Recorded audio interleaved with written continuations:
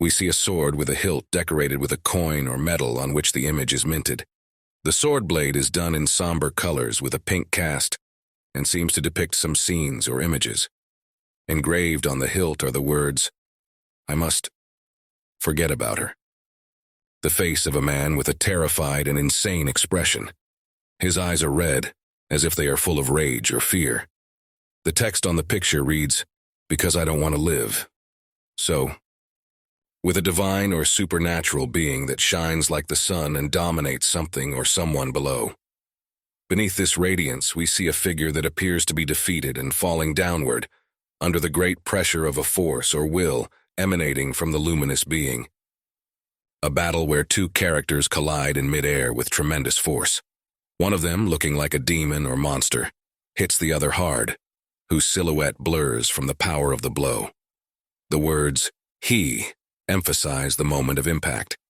The character's eye stares back at us through his purple helmet. His gaze reads determination and willpower. Words all around speak of the desire for freedom and the departure of someone called a master. Another masked character's face cracks from a powerful blow, sparks flying around as a symbol of destruction in the collision of powerful forces. In the next moment, the cloaked hero dives down at a staggering speed, leaving behind a glowing trail, with his fist pointed at the ground, ready to strike. The lights and dynamics of the scene emphasize his power and quickness. The character hits the ground with force, causing an explosion and flying shards. His actions are surrounded by a glow, which adds visual power to the moment. Two warriors meet in battle, the clash of their weapons throwing out flashes of light like lightning bolts splitting the air.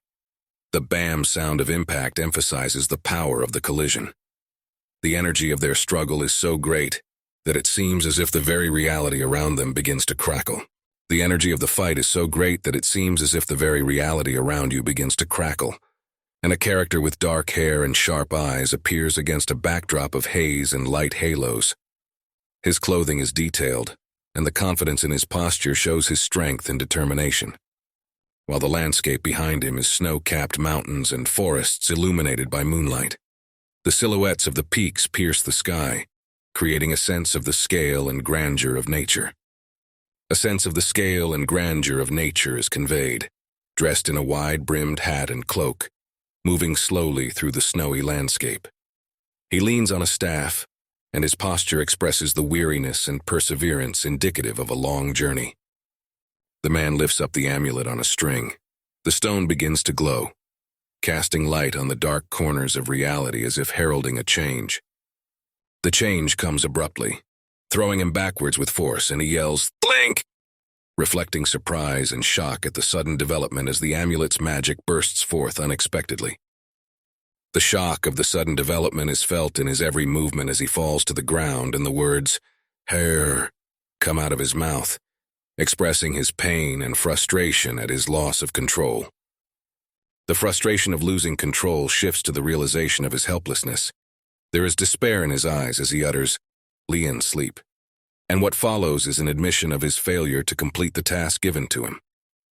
A silhouette of a man against a sunset sky watching a glowing amulet fly away.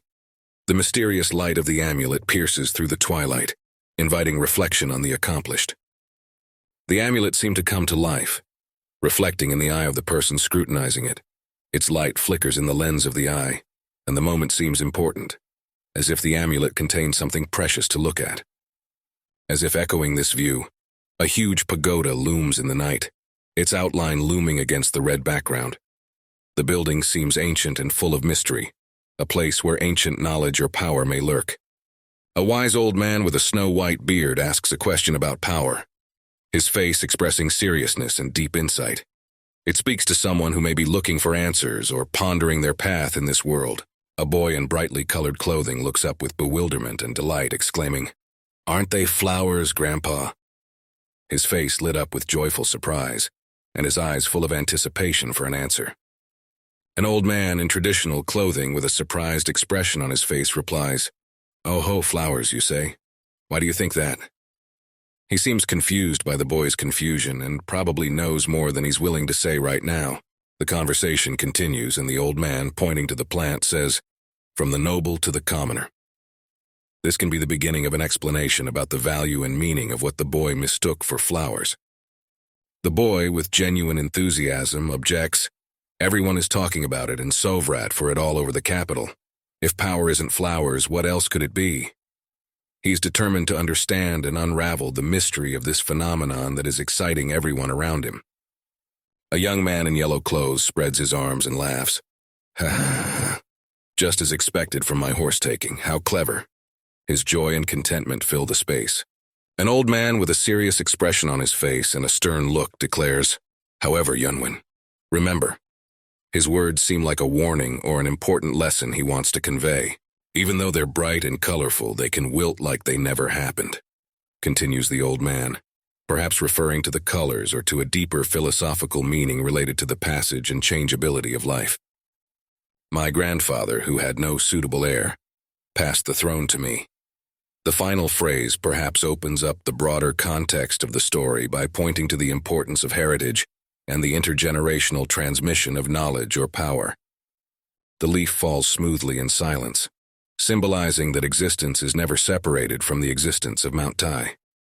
Like a leaf that cannot escape its unchanging destiny, so too the person associated with this place cannot evade what has been predestined.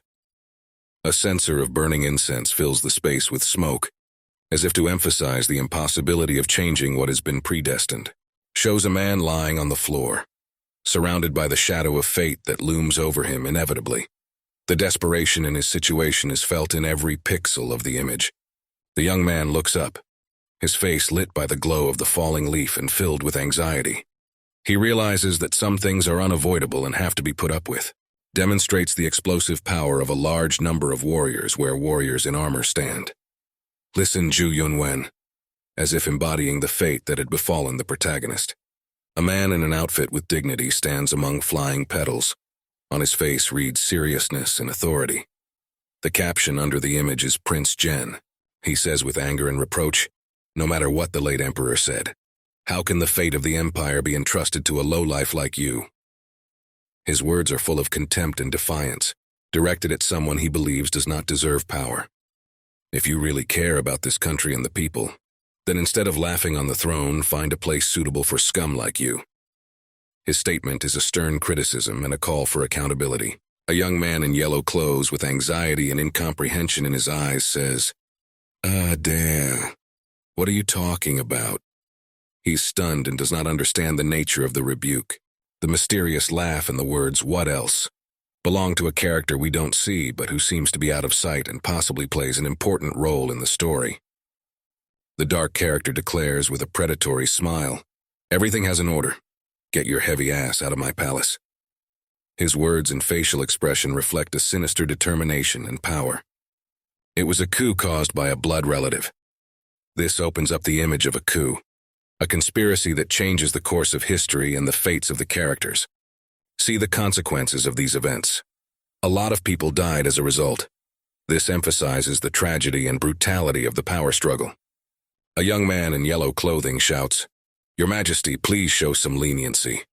He appeals to a higher power, perhaps in an attempt to cajole or change a harsh sentence. The word "man's sleep" emphasizes his desperation and the urgency of the situation. The soldiers receive orders.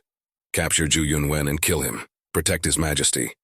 It is an indication of the growing chaos and drama of events as the stakes become deadly high. The character on the horse recalls how, "Master Liang Song sent me out of the palace by secret way. Did you memorize it?" It is a revelation about the past that may be pivotal to current events. The elder says reproachfully, "The top of the dancing little peak on Mount Tai. Please find a small stone monument and hang the emperor's chitin on it." His words could be a plea for help or the last will of a dying ruler. The two people who served His Majesty Emperor Han will definitely help you. It is an appeal to loyalty and service, perhaps an extreme appeal to those still loyal to the deposed ruler. The young man says in despair, "Liang Song, how can I continue to live this miserable life?"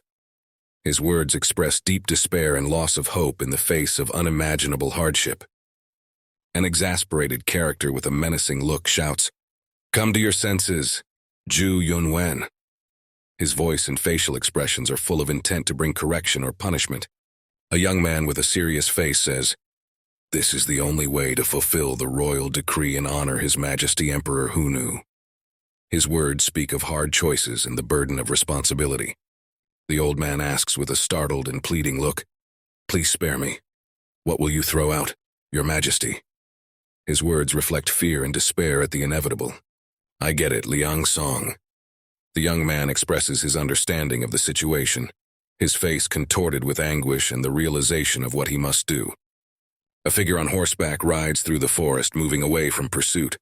The dialogue cloud says, "May fortune be with you, Your Majesty." The character's face expresses deep sadness and reflection on the nature of power. So power is so fickle. He then continues his reflections on revival. "If I could be born again, instead of a flower that could wither at any moment," which emphasizes his hopes for a new beginning and a move away from the fragility of his current situation. Of the character with his eyes closed, Liang Song looks like, "That's all I can do." His last words reflect humility before the imminent end of his journey. We see a golden altar with two huge horns, from which an eerie red glow emanates, giving the impression of an ancient ritual or spell.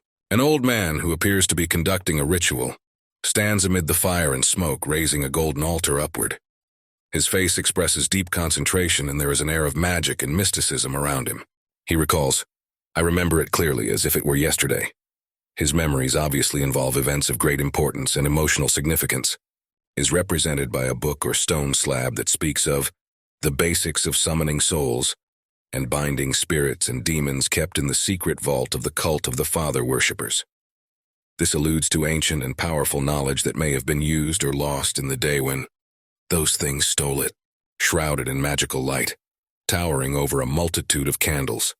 He pronounces, "If His Majesty the Heavenly Emperor hadn't gifted me with a will from the beginning, I wouldn't even exist in this world." The golden altar reappears in front of us, emitting a strong light, as if some ancient power is being activated. The old man with a tense and determined expression shouts, "Who's in know? Is the vessel ready?" Preparation for some important ritual or ceremony reaches a climax. The old man stands among the candles, his face reflecting deep concentration. And perhaps he is the key figure in carrying out this mystical ritual. We see an old man who seems to be recounting a complex and delicate operation. "I removed his epithelium and shaved off his skeleton. I inserted ivory under the new roof and grafted back the removed epithelium." He continues, explaining the process. "I poured dozens of kinds of elixirs and forgotten juices into him, melting his bones and resculpting his outline." An old man shares his reflections on his age and the complexity of the task. "Since I'm old now, I have to constantly rebuild myself. It's very good that there's not a single mistake in the surgical procedure." Of an old man who says with force and determination, "His Majesty is faced with an ambitious, frozen, complete modification of his body." This may indicate a risky conversion or restoration done to preserve or improve its condition. We see a young man lying quietly, apparently after completing some important procedure. His face is calm and he seems completely relaxed. The text announces the completion of the preparation. "The preparation of the vessel is complete, Huang No." He evaluates the completed work and confidently states, "Great job. The late Heavenly Emperor would have been thrilled as well."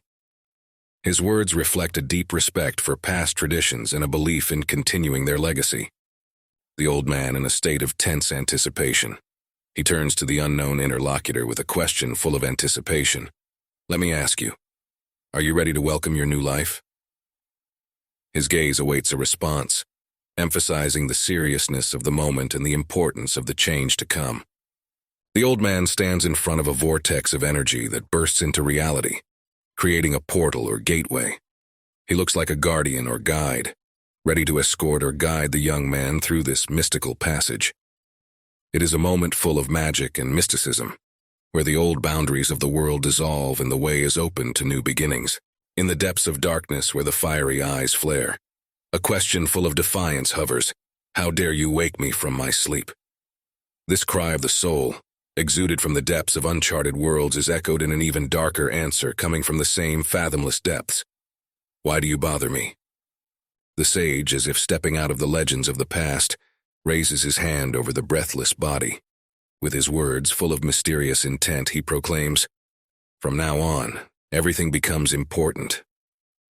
This statement carries the weight of destiny, the promise of awakening to a new beginning, the promise of a new life he wants to give. A sage's vow of new life is met with the mockery of a dark entity hidden in the rift of reality. A new life? Ha ha ha ha ha ha ha. Sarcastic laughter echoes in the abyss, mocking hopes and dreams, and it sounds like a foreshadowing of something terrifying yet mesmerizing. How interesting, echoed in space, inspiring fear and admiration for the unknown that had just begun to awaken.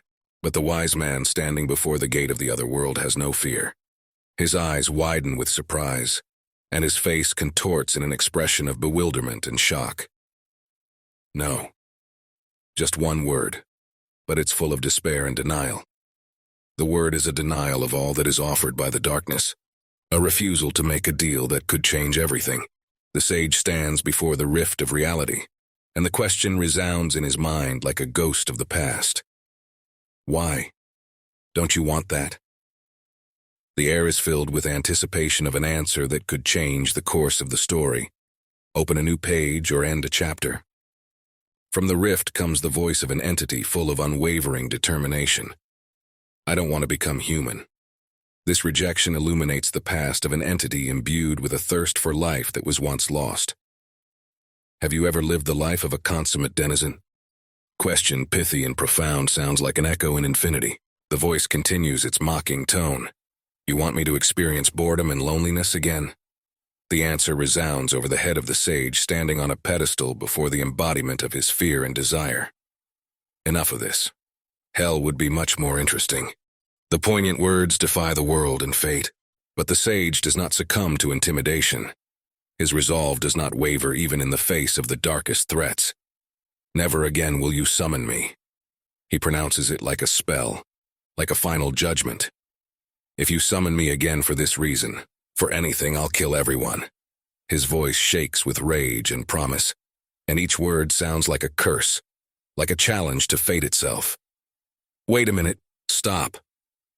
The sage is horrified to realize the implications of his words, his gestures of despair and fear suggesting that something irreversible has happened. Realizing the gravity of the situation, the wise man realizes that he will have to come up with a secret plan. His eyes are full of determination and fear, while tears of sadness roll down his face. If the heavenly demon returns now, all of this will be for nothing. His words express immense despair and fear of the possible return of the terrible creature. The wise man turns to an unseen force that can help him in his task. I need something. He searches for words, spells that can protect reincarnated souls, starting from a continuous cycle that can avert the catastrophe that is upon the world. Suddenly he is interrupted by a high-pitched scream. Heavenly demon! The sage is horrified to realize that his worst fears are coming true. Fear grips him, and he realizes that the demon could return at any moment. And when the sage looks at his most vulnerable, a familiar, fiery presence appears before his eyes. The rift reopens, and from it comes a mysterious and demanding question. This exclamation is full of uncertainty and anticipation of a new, possibly fateful turn of events. In the face of an unfathomable threat, the sage finds himself on his knees, and the desperation in his voice echoes in the darkness. What did you just say? The darkness around him came alive, as if waiting for his next words, which could be either salvation or damnation. With a force of will that is as strong as the grim power surrounding him, the sage replies, If you're really a heavenly demon, then you're an idiot. Come to think of it, you're not exactly leading us in the world around us. His words are full of courage and challenge, contrary to the fear he feels in the face of the unknown. But the entity, hidden in darkness, does not care for the words of the wise man. You tiny human, are you done talking? His question is more of an assertion, a declaration of a power that recognizes no objection and tolerates no delay. The creature in the shadows, stunned, asks one last question. What, Sanfeng? And at that moment, under the power of extraordinary aspects named Kikan Sanfeng, the sage demonstrates his will, even more perfect than the akramas, instilling fear and emphasizing the coming change. The darkness thickens, and the essence hidden in the rift responds with disbelief to the name spoken by the sage. Akrama. I've never heard that kid's name before. The doubt and distrust in her voice indicate ignorance, a lack of knowledge of what could change their dialogue and the whole action. The sage, without wasting a second, replied, "That's what I mean when I say you need to be concerned about the world around you." With each word, his voice grows stronger and more confident, and he has no intention of relenting in front of Sage Sanfeng. "What? Can't even stand a second, ouch!" There is an outcry from an entity whose patience is clearly wearing thin. A rush of emotion surges through her words, and she can't hold back. But the sage doesn't stop, addressing her with a new challenge. "Heavenly demon, do you know about the word development?" His question, full of wisdom and provocation, offers the prospect of change, the evolution of even the darkest essence. In a dialogue that stretches across time and space, the sage shares his vision. "You may have been the best in your time," he says, pointing out that even the most powerful entities can become obsolete and lose their dominance. "But the people of the world have perfected their arts step by step," he continues, emphasizing that progress is inexorable, and each new generation reaches new heights inaccessible to previous ones. "The current generation is facing a martial arts development that cannot be compared to your generation." Sage proudly proclaims the achievements of modernity that are rewriting history and notions of the possible. And in response to the entity's rebuke of boredom and loneliness, the sage challenges, "And you were bored because of it? Then become him again, unrivaled then and now." His words echo in the void, like an invitation to the entity to find a new path or to return to former greatness. The entity, clearly sensing the sage's challenge, responds with no less assertiveness, "Unrivaled then and now, the strongest among generations." Her words are full of determination and a hint that she has not lost her greatness, even as she stands in the face of time and change. We see a figure imprisoned in a dungeon, a creature that once caused terror now humbly awaiting its fate. How old is this little kid? To him to give. There is a note of regret in these words, perhaps of time gone by or of a failed legacy. "Then he'll live at least another 100 years. Very well, I will attend to him." The essence expresses a readiness for a new endeavor, for nurturing and teaching that can be the beginning of a new era. The essence declares, "If this generation's debt is really strong, I will hone my skills and prove that I am the best in this generation. Unrivaled demi-master, then and now, eternal and unrivaled supreme." These words are not just a statement. They are a promise. The promise of a return to greatness and perhaps a new battle for the title of strongman. Against the backdrop of the heavenly rift, the sage, humbly and with gratitude in his voice, utters, "When this passes, I will comfort you." His words are full of compassion and understanding, promising support and comfort in the face of an unknown future. "Now go and live there, I'm starting." "Very well," the sage orders with rigor and determination, preparing for the beginning of a new phase that may change all established routines. Figure, as if released from stone captivity, exudes strength and energy that permeates the space, heralding a new chapter in their story. "Who's in know, bring the demon soul flame," commanded the sage with unbreakable confidence, demanding that he bring what could serve as the key to a new beginning.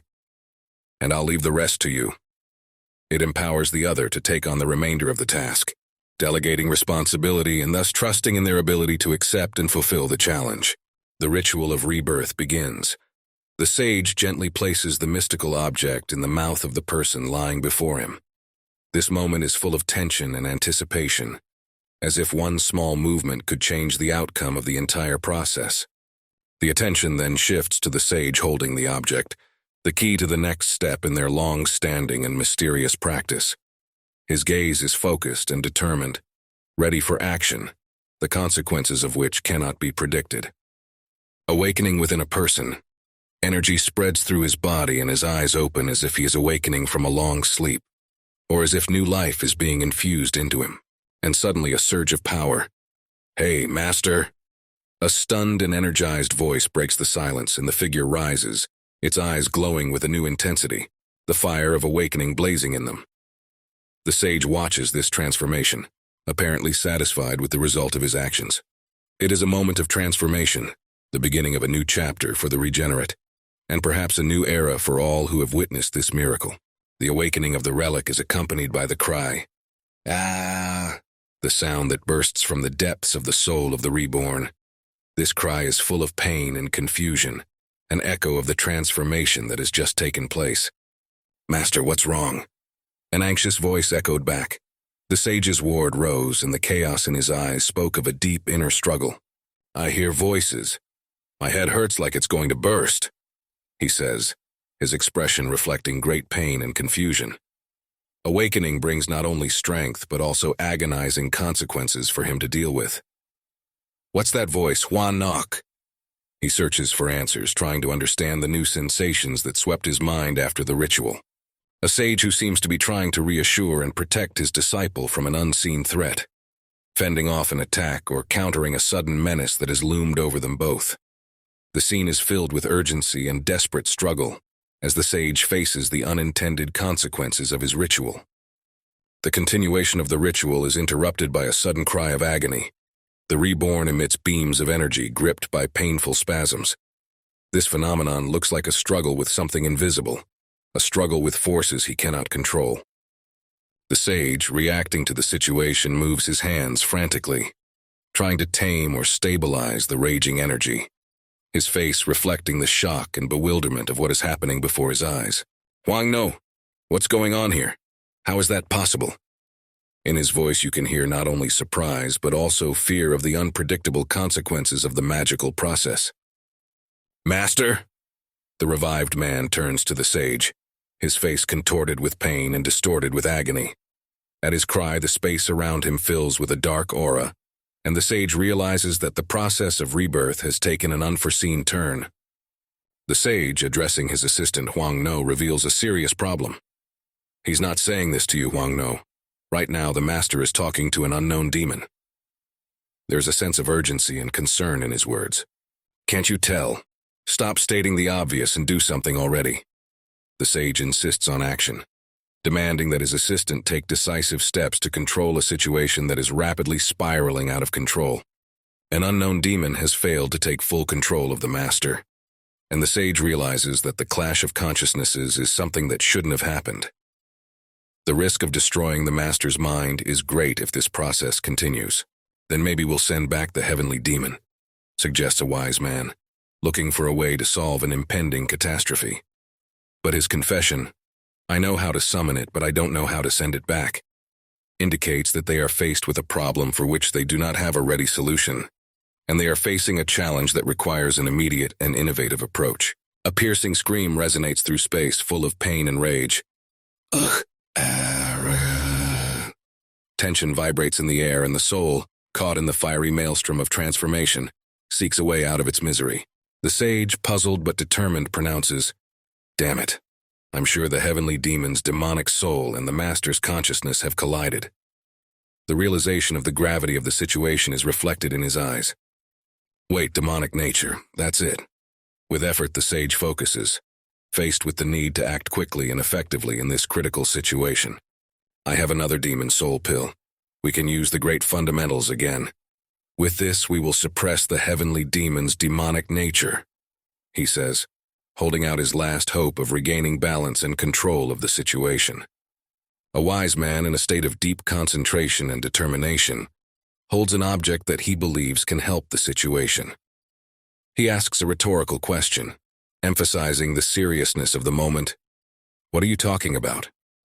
What are you going to suppress with the demon soul pill?" In desperation, he turns to an unseen enemy, criticizing his actions. "Disgruntled old man. Has your clever head turned into a block of stone?" His words have a mixture of anger and frustration in response to the dangerous situation they find themselves in. Of a force that seems to be influenced by a magical object. "We're going to put another person in the master's body, another legendary character of orthodox Murism," he announces, suggesting a possible solution to the problem. The sage confirms his plan, still holding the mysterious pill. "Exactly. You're trying to neutralize the two natures by summoning a character to suppress demonic energy." This statement indicates the complex and possibly risky method he's going to use to solve the crisis they are facing. The sage, filled with determination and a sense of urgency, declares, "We don't have time. The method is the same as before, so let's waste no time and get started." His voice reflects the tension of the moment, a call to action without further delay. "Let's try this. We'll leave the rest to the heavens." In preparing for the ritual, he emphasizes that some things are beyond their control and must be left to fate. A demonic tirade, words that are possibly a spell or a powerful formula that can summon or suppress immense powers. Celestial tirade, perhaps another aspect or contrast of demonic power that is used to restore balance or to counter dark magic. We see the closed eyes of a figure, above whose head flashes a light halo with intriguing patterns like a mosaic of light emperor. This may symbolize the awakening or resurrection of a great power or spirit, captures the movement of energy, vortices and light streams that surround the invisible figure. The phrase, "Whoever shows up must be someone from heaven," suggests an appeal to a higher power or seeking help from higher realms, in full stature with arms outstretched enveloped in a powerful glow, which may indicate a complete transformation or the gaining of unprecedented power. Lying on the ground, one of whom, the sage, utters words of fatigue and exhaustion. I definitely... Sar. This could mean the end of a ritual or action that has drained all his energy. Turns to his mentor lying on the ground in confusion.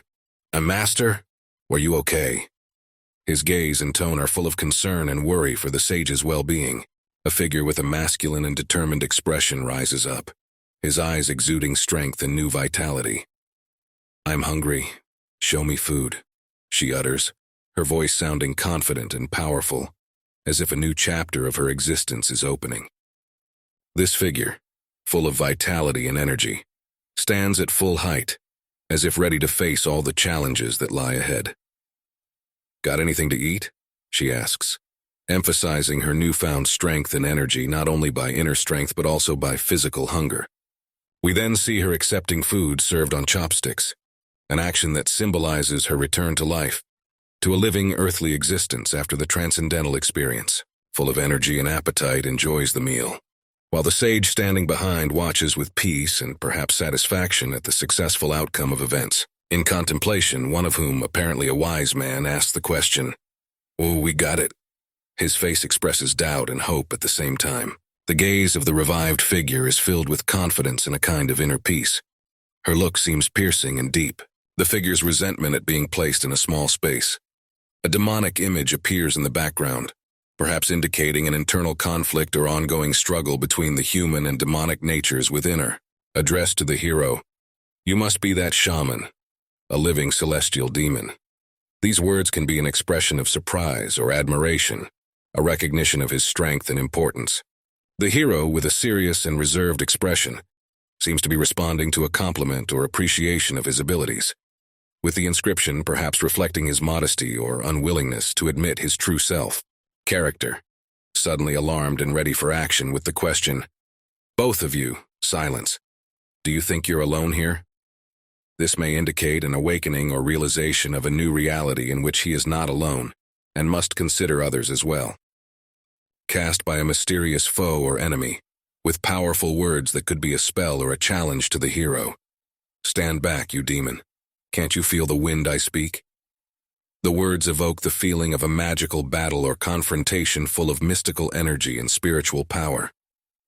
The character seems pensive and a bit confused, expressing a thought out loud. "If you think about it, I think things have changed. It's nonsense, of course, but now it's not so intrusive." This may reflect his internal changes and new perception of the world. We see the conflict between the hero and perhaps the inner demon who reacts violently. "What? Damn you. How dare you speak that way to me, the strongest being in the world? I said, it's noisy in here." It involves a struggle for control and confrontation with a force that claims dominance. Express their amazement or bewilderment, perhaps reacting to unexpected events or words spoken during this internal struggle. Of a celestial demon who seems to ask the hero, "Celestial demon, what about you?" It can be a call for self-awareness or a dialogue that can help the character understand their true nature or the next steps on their journey. A demonic figure with piercing eyes and a menacing smile said, "So, Rantian apprentice, this old ruin can hardly know what liveliness is. It could be mocking or teasing. Perhaps the demon is trying to confuse or test its interlocutor. Demon's dialogue. Give me your suggestions. Iron-blooded Asura." These words seem to offer a challenge or invitation to action, suggesting a battle of wits or wills. The surprised and perplexed face of the protagonist, which may reflect his confusion at the unexpected turn of events, or his lack of understanding of the demon's motives. The demon looks confident and dominant while pointing his finger, perhaps a gesture of command or requirement for the protagonist. This expression of strength and confidence may herald a new phase in their confrontation or collaboration. We see with a serious and disgruntled expression on his face who says, "Hey, I need IMS, not some trendy title." He seems upset about an offer that doesn't meet his expectations or needs. The dialogue in the picture expresses his surprise and disagreement with someone else's status, raising questions about the context of that conversation. An outburst of anger and power. A creature with a violet glow and frightening facial features embodies rage. The words, "I'm going to cover him with my body right now," demonstrate the character's intent and willpower. Perhaps he is ready for decisive action. By a demon who seems puzzled. It sparks interest in their relationship and the story behind these characters. Wonders, why am I still okay? It may indicate an unexpected turn of events or unusual circumstances in which it found itself. Perhaps the creature expected a different outcome after the encounter or confrontation. Our hero faces a powerful adversary. "So it's because of that bastard," he exclaims, looking at the glowing presence that is preventing him from controlling his body. An unknown force is embodied in a demonic being shrouded in a purple halo, with red eyes full of rage and contempt for humanity. "Damn it, in terms of numbers I'm losing," ponders the hero, realizing the disadvantage of his position in the face of an unimaginable force. But in the depths of his being, an idea is brewing, a plan that could turn the tide of battle. Since I can't take control of his body, I have no choice but to play on something I started with him in the first place. Time is running out, and the hero is about to use the most unexpected tactic, the vulnerability of his enemy, hidden in the thinnest threads of their fate, bound together by invisible ties. "It's kind of weird to use my last name Zhu as it is, right?" Pensively he muttered, asking a question that might prove to be the key to solving this mystery, the hero to understanding his adversary and perhaps to finding a path to freedom. It is a battle of not only physical strength, but an intellectual standoff where every word and every choice matters. The tension in the fight is building. The creature, shrouded in purple flames, states with menace, "I'm definitely getting your whole body." These are not the words of a mere villain, but of a powerful enemy who is not accustomed to retreating in the face of obstacles. The hero, despite the deadly threat, does not lose his composure. "Why do you keep muttering something to yourself? What, do you have something to say?" Calmly but with defiance, he challenges the forces of darkness, trying to expose their weaknesses. And then, in a moment when it seemed that the air was saturated with nothing but tension, the demon gives out something unexpected, as if it were a clue to the unraveling of its power. That's right, your battle name. I've been thinking about your name," he says, and in those words lies a subtext that could open a new chapter in this confrontation. The hero remains impenetrable, his gaze full of determination and equanimity. What's going to happen next? What name is so disturbing to a demon? And what will be the hero's next trick in this game of wits?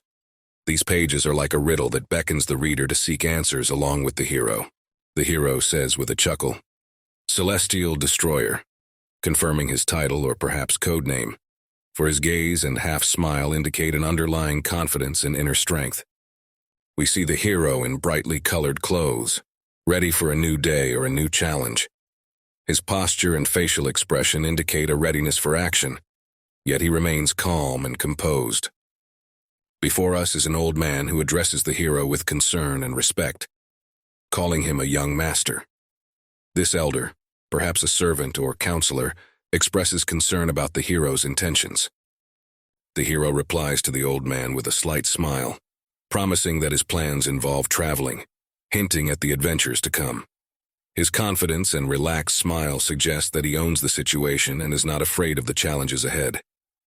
The hero turns around, his eyes fixed on the old man who can't seem to hide his amazement. "Are you leaving already?" A question full of surprise and perhaps concern. "What's the big deal?" "I'm just leaving," the hero replies, his tone light, but there's a sense of determination in his voice. The old man seems shocked. "But you haven't had time yet to restore his martial arts." His words express deep concern, and he is clearly worried about the hero's well-being. The hero only covers his eyes, as if dismissing the old man's excitement, his gesture confident and calm. "I have all the martial arts of a heaven breaker stored in my head," he says, and those words carry the weight of all his experience and knowledge. "I can just ask for it on the way out. You were the ones who did it, but you didn't know about it." His words are cryptic and full of hidden meaning. The character clearly possesses a deep knowledge, and his confidence shows that he is prepared for anything that may come his way. The old man, dumbfounded by the hero's determination, cannot hide their anxiety. "But we're not comfortable letting you go like this, young master." Words are filled with confusion and concern. Perhaps they sense that the journey ahead promises to be challenging and dangerous. The hero, however, seems undeniably calm in the face of their concerns.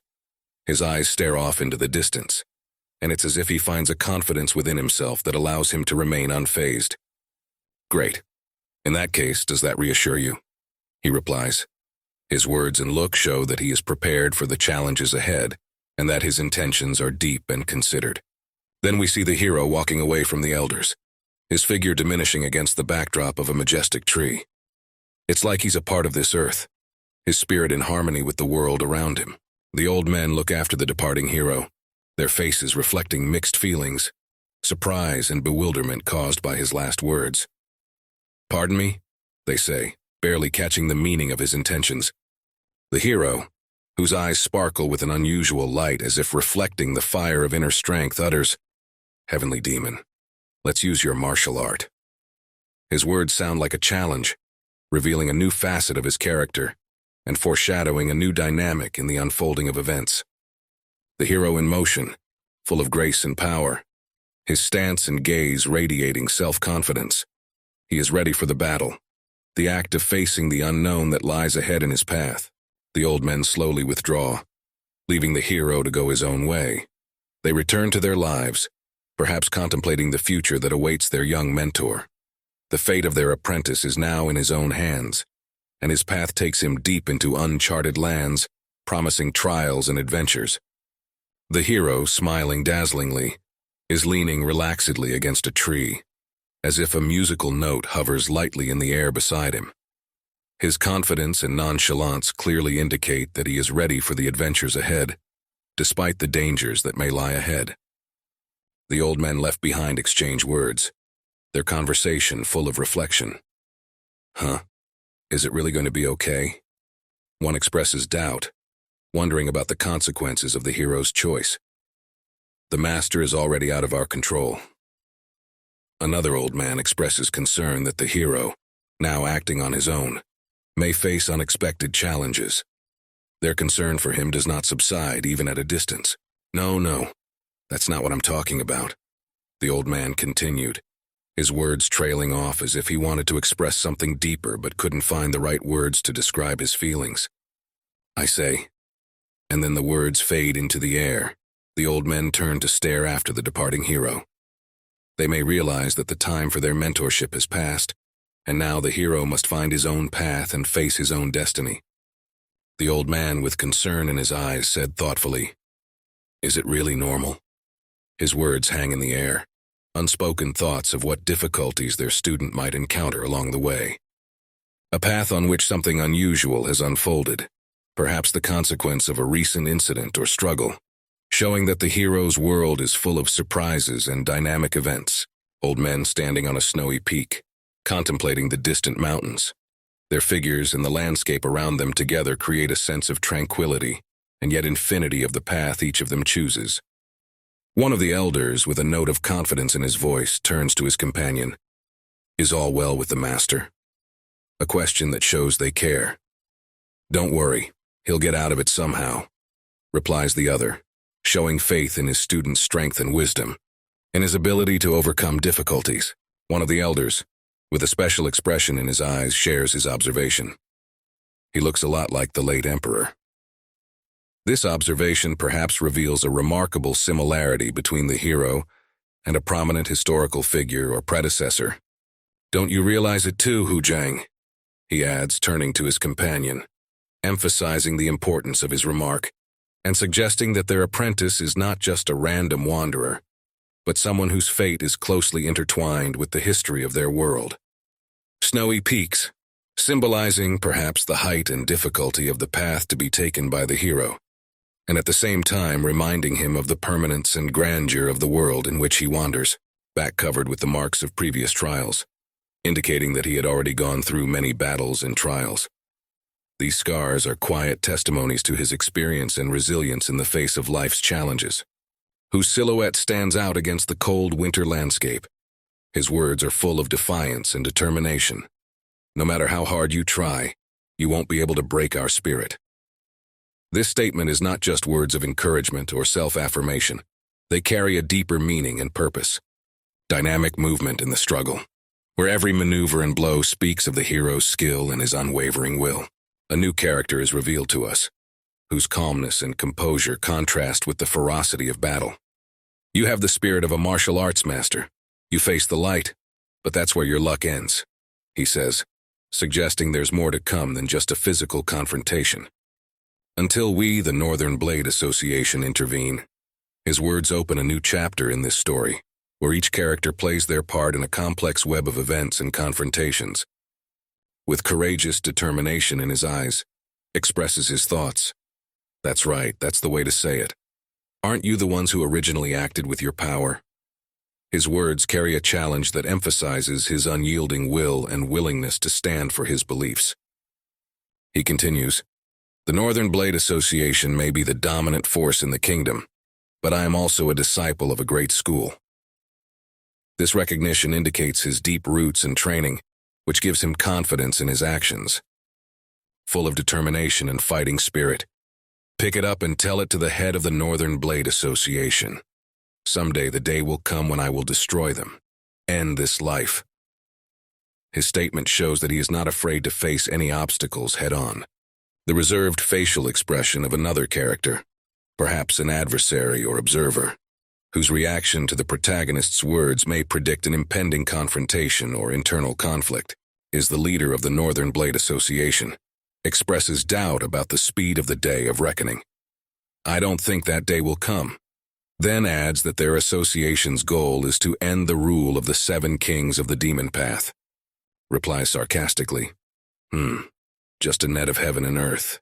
This Hagunye will," and further clarifies that he should not be underestimated. "Do you really think I don't know about your plan?"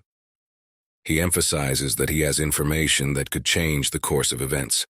The leader of the Northern Blade expresses his willingness to protect his brothers and allow them to escape if necessary, hinting that their struggle has deep roots and many sides, stands before the assembled crowd, his look and posture suggesting that he is ready for a clash despite all obstacles and superior enemy forces.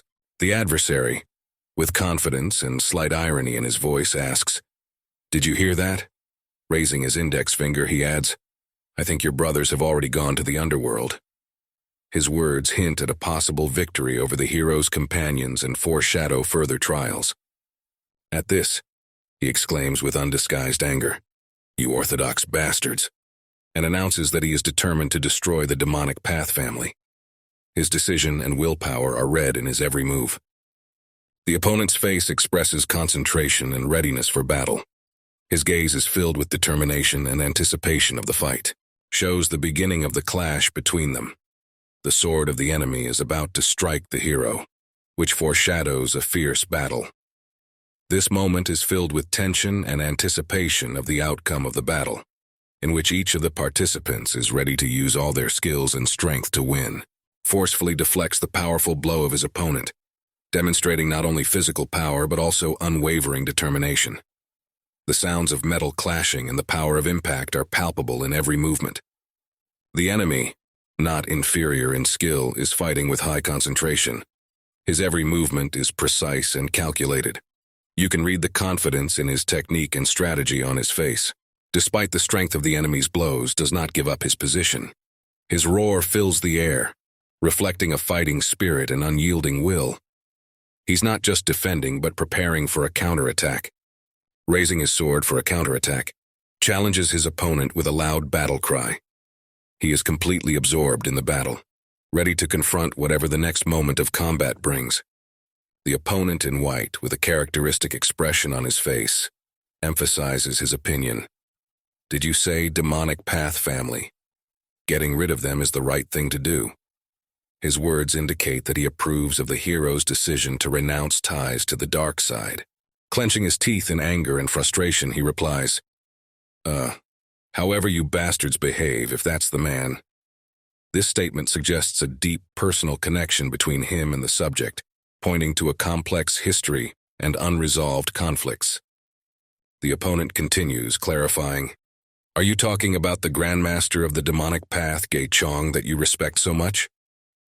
His words reveal the character's respect for a certain person, perhaps a teacher or relative, which adds complexity to their relationship. Should I let you in on a secret?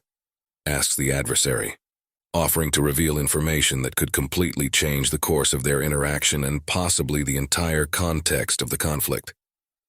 The opponent in white, with a slight chuckle, continues his arrogant mockery by exclaiming, and the Sword King of the North Sea and the Purgatory of the Azure Sea turned away. He shows disdain for the hero, considering his efforts useless and frivolous. In response to these taunts, asks the rhetorical question, what can a Grandmaster of the demonic path even do? By this he seems to question the authority and influence of his enemy. The enemy, despite the hero's onslaught, coolly continues, you talk too much. It doesn't match your looks. His comment indicates his belief that the hero's outward strength does not match his words, and he urges his men, boys, take him. We see knocked down, falling to the ground, surrounded by his enemies. This moment is filled with tension and foreshadows a critical point in the fight where the outcome of the battle seems uncertain. Despite his injuries, shows a tremendous will to win. His body, naked and scarred, is full of determination and strength as he rises to continue the fight. Shows the moment of collision where the hero strikes with furious force. There is a sense of desperate struggle in his movements, and each blow is filled with determination to break the barriers in his path. The enemy exclaims, seeing the might and fury, that boar-like bastard. His words reflect surprise and perhaps even admiration for the hero's persistence and indomitability. Turns to the opponent with a question full of challenge. Do you still have the internal energy left to use aura key amplification? He is willing to continue the fight even in the face of inevitable defeat, and his words emphasize his unyielding spirit and willingness to go all the way. Meets his opponent's powerful punch, but despite that, he doesn't give up. With every move he makes, he demonstrates indomitable strength and resilience. Feeling the pain from the blows, realizes the deception from his opponent. He blocked my chakra with his enhanced sword chi. This realization of his opponent's superior skill only strengthens his resolve to fight. Prepares for a decisive clash where his opponent, the opponent in white, confidently declares, Hagwonye, you are now the last of the 7 kings of the Demon King clan's demonic path. He expresses the belief that the current confrontation will be the hero's last. The enemy in white promises an end to the hunt. Today's hunt will end after we eliminate you. He represents a cold-blooded and calculating warrior, fully confident of his superiority and impending victory. Responds to his enemy by sarcastically emphasizing the failure of his plans and promises. His words hint at a deep contempt and lack of fear of death. Without showing an ounce of sympathy, dryly suggests that the hero simply die, emphasizing his indifference to the hero's fate, a burst of powerful energy heralding the outcome of the battle. This flow of power may be the hero's last chance for survival or his last act of resistance. Utters words determined to follow his brothers, perhaps to another world or to the other world, indicating his willingness to face his fate and accept the final outcome of the battle. We see a moment of intense battle between 2 warriors hidden in the shadows of the moment. The gaze of one of them is full of rage and determination, his fist shrouded in the energy of a blow that promises to be decisive. Thunderblade art, final strike, rumbles through the air like a thunderclap heralding the inevitable. The warrior, now fully absorbed in the energy of his strike, cleaves the space in front of him. It's as if he's dancing with death, and his cry of, "Ha!" resonates with the dynamics of the movement. It is a cry of defiance, but also of desperate hope. The consequences of a clash of forces. The warrior in black, his face contorted with pain and surprise at the incoming blow, doesn't seem to realize yet that the battle has been decided. "Oi!" burst from his chest, sounding like an echo of past victories that now seemed so distant. The full picture of the battle unfolds before us. The warrior in red, with dagger in hand, prepares to strike a blow that could end the fight. The moment froze in anticipation of the outcome, and it was as if the whole place held its breath. Silence ensues, interrupted only by the sound of a steel blade crashing into space. A new episode of the battle unfolds before us. Magical waves of energy collide in a fierce confrontation between two martial arts masters. Their movements are precise and decisive, as if every gesture could change the outcome of the fight. A cry of "Ah!" full of pain and despair hangs in the air, while lightning magic draws glowing arcs of light around them. The face of one of the fighters, his features contorted with concentration and rage. The master's whiskers fluttered in time with his breathing, and his gaze pierced his opponent as if he could burn him with a single glance. That look speaks volumes. It reads the history of the many battles he has fought in. A trio of companions standing shoulder to shoulder, their gazes filled with determination and support. Their shared sigh of "Yong" emphasizes unity and the strength of team spirit.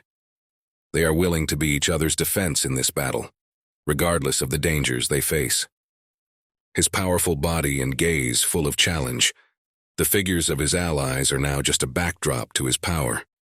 The air around him vibrates with built-up energy, and the story revisits him, foreshadowing the next chapter of this epic confrontation. The protagonist, his hair fluttering in the wind and his eyes reflecting calmness and confidence. The words, "I watched the fight because it was interesting," flow from him effortlessly, despite the poignancy of what's happening around him. It's as if he's removed himself from the chaos, observing the battle as art rather than bloodshed. The situation changes abruptly. Strained calm is replaced by tension. One of the warriors, wounded and bleeding, exclaims, "He stole our weapons in the blink of an eye."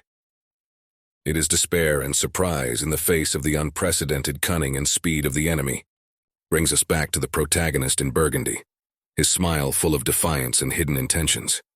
Who the hell is this guy? Bewilderment and admiration intertwine in the words of those watching his actions. We see a startled senior master, his mustache surging with anger and his voice full of indignation. "You bastard! Who are you to pull a prank like that?" The air shakes with his shriek, and the tension reaches a climax, heralding a new round of conflict. The protagonist, a warrior in maroon, relaxes back, his gaze full of calm and confidence, as if he owns the situation. "Well, I don't remember playing any pranks." His words, light and caustic, as if playing to his opponents, who are still trying to understand the depth of his cunning. Up close, his eyes narrowed, and the words, "Martial artists have their weapons stolen from them," sound like a challenge, questioning their skill and vigilance. His mocking tone emphasizes that stealing the weapons is not just good luck, but a humbling lesson for those who thought they were invincible.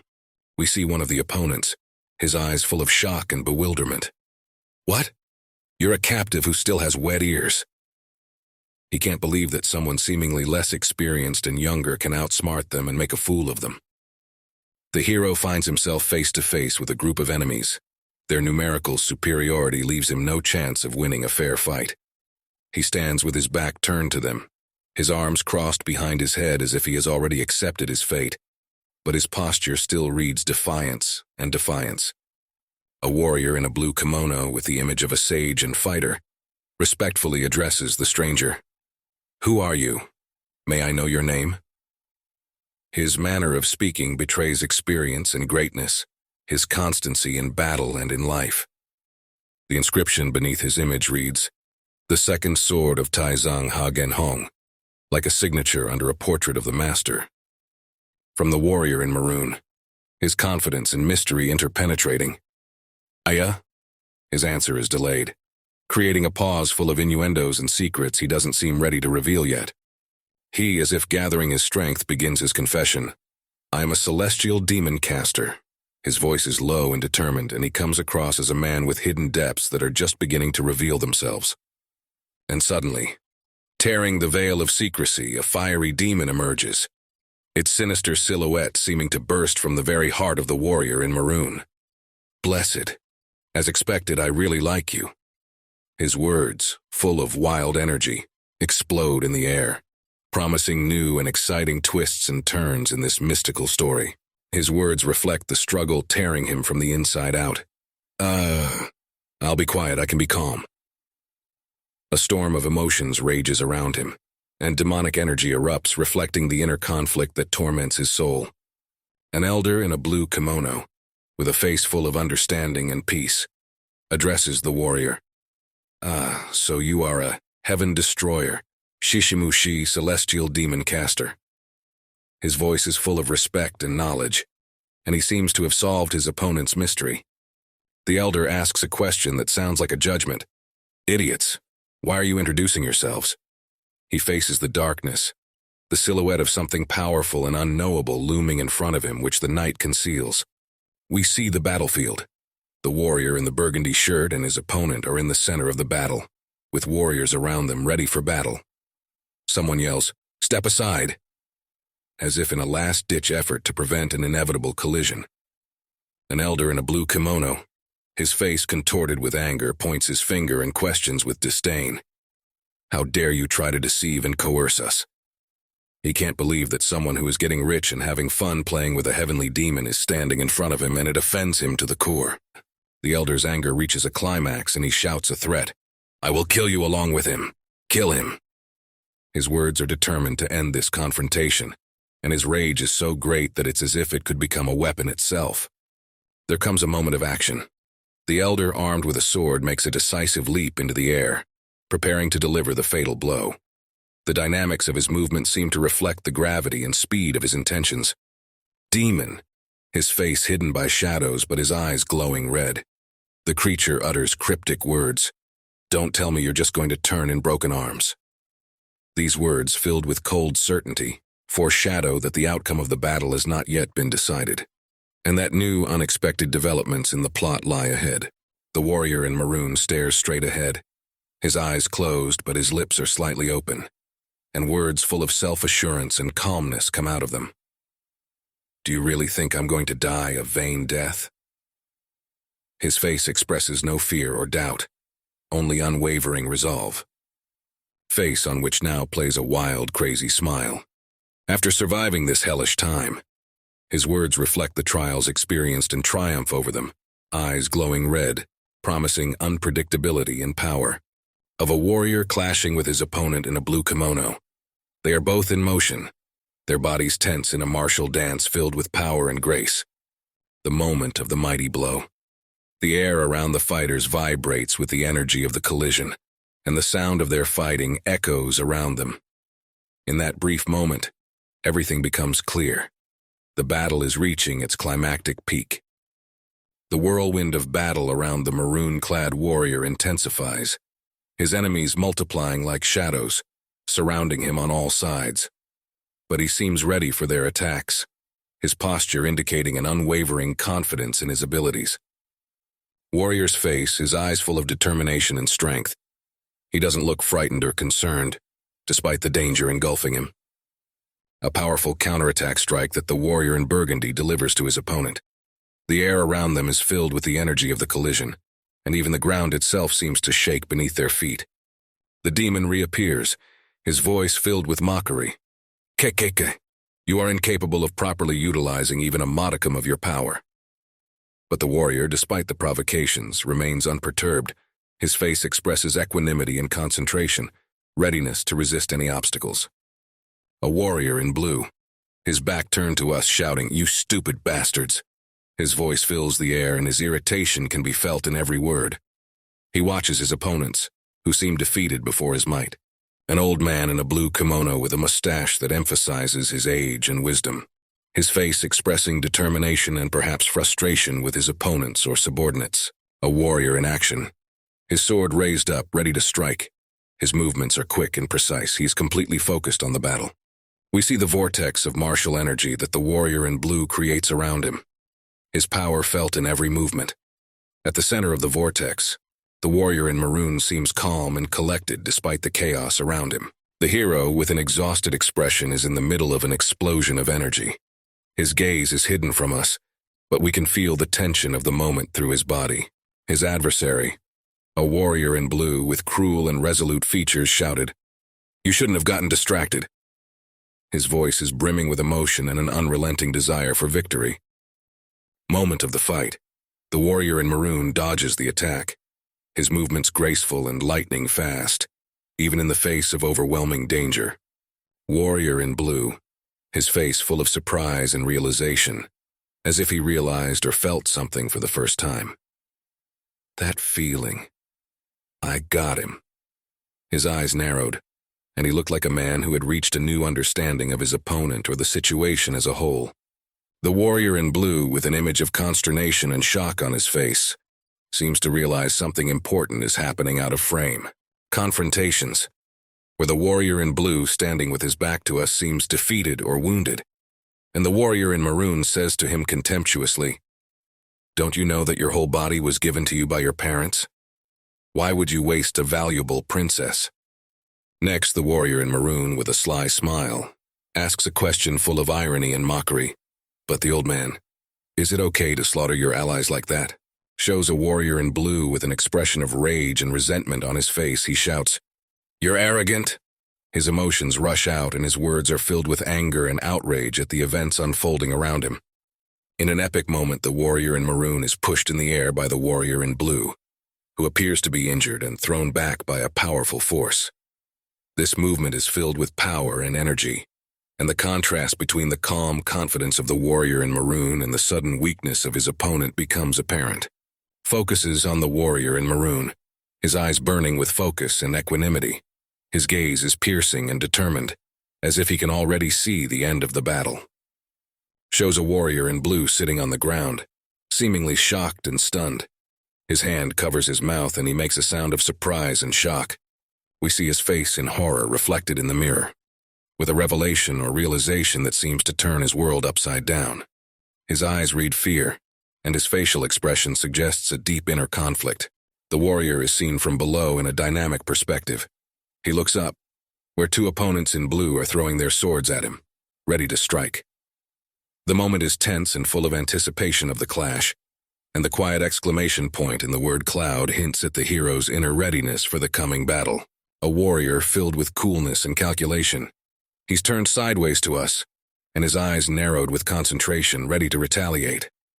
In this brief moment before the storm of action, he assesses the situation, deciding what move to make next. The moment the warrior in maroon dodges the attack by taking a graceful step to the side. His opponents in blue scramble out of the way, their swords thrust into the ground, the energy emanating from them cutting through the air, creating bright trails of light. Warrior in full motion, he moves forward determinedly, preparing to counterattack. His opponent in the blue kimono looks shocked at the unexpected speed and power of the response he just received. This is the moment when the battle reaches its climax. Every next move could be decisive. A warrior in a blue kimono standing in the foreground, his expression filled with anxiety and disapproval. His gaze reflects concern or frustration, and he addresses his comrades, who are blurred into the background with the words, "What are you guys doing?" Him more closely with deepened eyebrows and a focused gaze. He calls his comrades to action. "Keep pressing our numbers." His words seem like an order or an attempt to inspire them to continue the battle. He looks enraged, his face contorted with anger as he addresses a rival not visible to us. You seem to enjoy fighting under numerical superiority." His words carry a clear contempt for his opponent's tactics. Captures him on the move, perhaps in an attempt to regroup or counterattack. His movements are quick and decisive. He jumps or evades an attack, His actions express a willingness to take the fight regardless of the circumstances. The warrior in the blue kimono at close range, his face contorted with bewilderment and disappointment. He says, "Damn." He appeared in front of my nose completely unnoticed, which emphasizes his surprise and perhaps a sense of defeat in the face of his opponent's unexpected abilities. His gaze becomes even more focused and puzzled as he considers the situation he finds himself in. The question mark in his line emphasizes the depth of his bewilderment and search for answers. A warrior in an unusual pose, full of confidence and control. "What's that rack?" His opponent asks a question, indicating that the warrior in maroon used an unforeseen tactic or technique, causing his opponent to be surprised. We see a demonic figure that appears to be associated with a warrior in maroon. "You're going to use that?" There is a sense of irony and anticipation in this question, suggesting that the demon is aware of the warrior's hidden reserves or powers that have not yet been revealed. A warrior in burgundy, his face lit up with a confident smile and his eyes glowing bright red, emphasizing his inner strength and perhaps an impending victory or powerful move. The same warrior delivers a powerful and bright blow, surrounded by energy that erupts around him, giving the impression of an explosion. His stance and concentration show his fighting spirit and skill. He is at the center of the energy vortex created by his technique or power. Everything around him seems to be absorbed by this powerful flow of energy, further emphasizing his central position in this battle. A figure appears, possibly a demon, who says, "Right, this martial art is sort of my symbol." This statement may hint at a deep connection between the warrior and some ancient or powerful source of his strength. The warrior stands, surrounded by reflections. Perhaps they are his own illusions or cloned copies created by his battle technique. The multiple presence effect gives the impression of his staggering speed and skill. A warrior in blue with blood on his face and an expression of surprise and possibly hallucination says, "Am I seeing something right now?" His condition may indicate that he is under the influence of some powerful visual or mental trick that his opponent has used in combat. Showing his embarrassment and bewilderment, he asks, "Is it an illusion technique?" This may indicate his attempt to recognize the nature of the powerful technique he was just caught off guard by. The warrior looks directly at us, his eyes glowing bright red in the shadows, giving him a mysterious and threatening appearance. His words, "I'm not sure. Why don't you see for yourself?" carry a challenge and perhaps an invitation to enter into the play of his illusions, which only enhances the enigmatic atmosphere of the scene. A warrior in a blue kimono, his face twisted with anger and distrust. He shouts, reflecting his bewilderment and possibly exasperation, "You think we three Tanshin swordsmen would clone on a mere illusory technique?" A moment of movement where the warrior in maroon dodges a blow with ease and grace, leaving the warrior in blue confused about the location of his opponent. "The real body is over there?" The warrior in blue is still trying to comprehend what is happening, sword in hand pointed toward the warrior in maroon, who seems unperturbed and confident in his actions. We see a warrior in maroon dodging attacks with agility and speed, showing several figures that could be the result of his speedy maneuvers or an illusionary technique putting his opponents in further confusion. Warrior, his face hidden in shadow and his eyes glowing red, a symbol of his might and inner strength. His posture and gaze radiate self-confidence and concentration, ready to attack or make a decisive move in battle. Shows a warrior in a blue kimono who seems to be in shock or terror. His mouth is half open and his eyes are widened with surprise.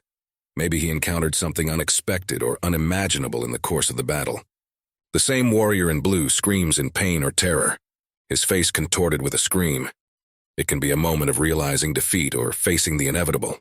We see the warrior in maroon from below, while his opponents in blue are retreating or possibly preparing for a new attack.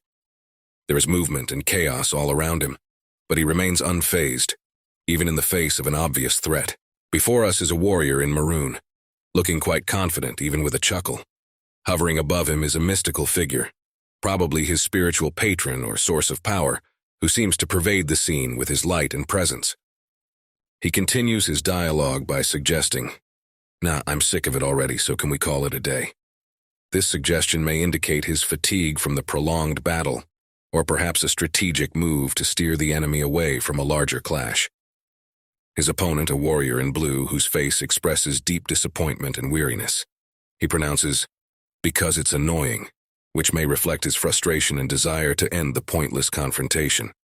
Captures the moment when the warrior in blue looks like he's about to surrender or admit defeat. His words, "Are you going to call it a day?" sound like a challenge or a final question. Perhaps he still can't believe the battle could end so quickly and unexpectedly. We see the profile of the warrior in blue, his eyes full of tears, indicating deep emotion. He utters words indicative of his inner turmoil or perhaps despair arising from this upside-down Murim world. A warrior in maroon expressing self-assurance and even mockery. He seems to mock his adversary or enjoys pointing out his loyalty by uttering, "Bahaha, as I thought I have qualities for you to serve after me, Amitabha." He continues in the same vein, claiming that his opponent is worthy to be his follower, which emphasizes his superiority and overbearing intentions. An incredible man has appeared. Demonstrates the moment when the warrior in maroon leans back with surprise, or the realization that new and unexpected turns of events may follow. A man with dark hair and a keen eye. His expression is serious, and there is a hidden determination in his eyes. He looks off into the distance, perhaps anticipating an upcoming challenge or opponent. A short in the air, as if to emphasize his displeasure or skepticism about what he's seeing or thinking. A dramatic scene opens before us. A muscular warrior with blazing eyes and a distraught expression falls down, seemingly being pushed or thrown back. His body is covered in blood, indicating a recent fight. Pain is written on his face, and he seems stricken, as if he has just been through a fierce confrontation. Deepens our understanding of the situation.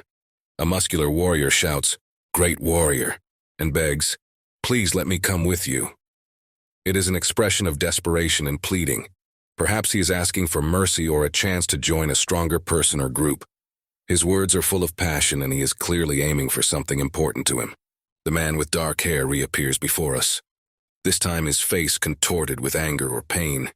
He seems to have met the cause of his anxiety or encountered an unexpected turn of events. His gaze is intense, and you can feel the tension in the air, foreshadowing impending conflict. The warrior, whose body is engulfed in a surge of energy, desperately shouts, "No way, you hairy old man!" And further, his words are amplified by a shout of, "Great warrior! Great warrior!" His powerful voice and dynamic movement create a sense of a tense moment.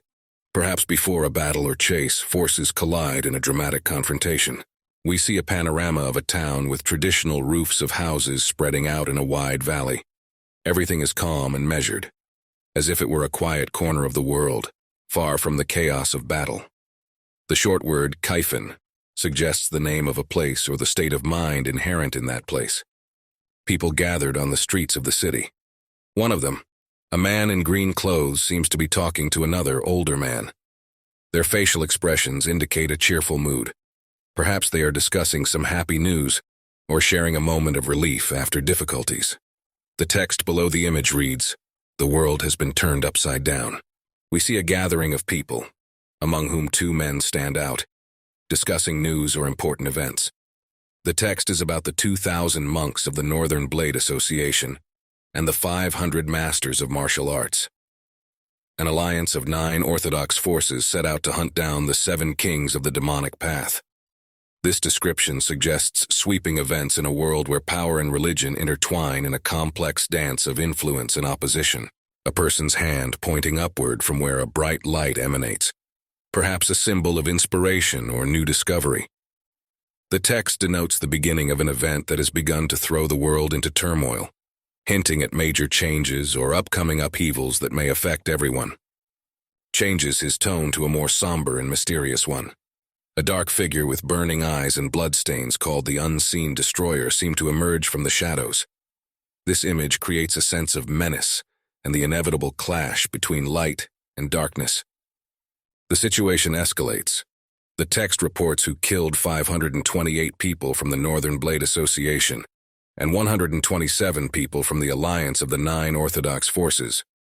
It is a catastrophic event that appears to have changed the course of history by raising questions about strength and vulnerability.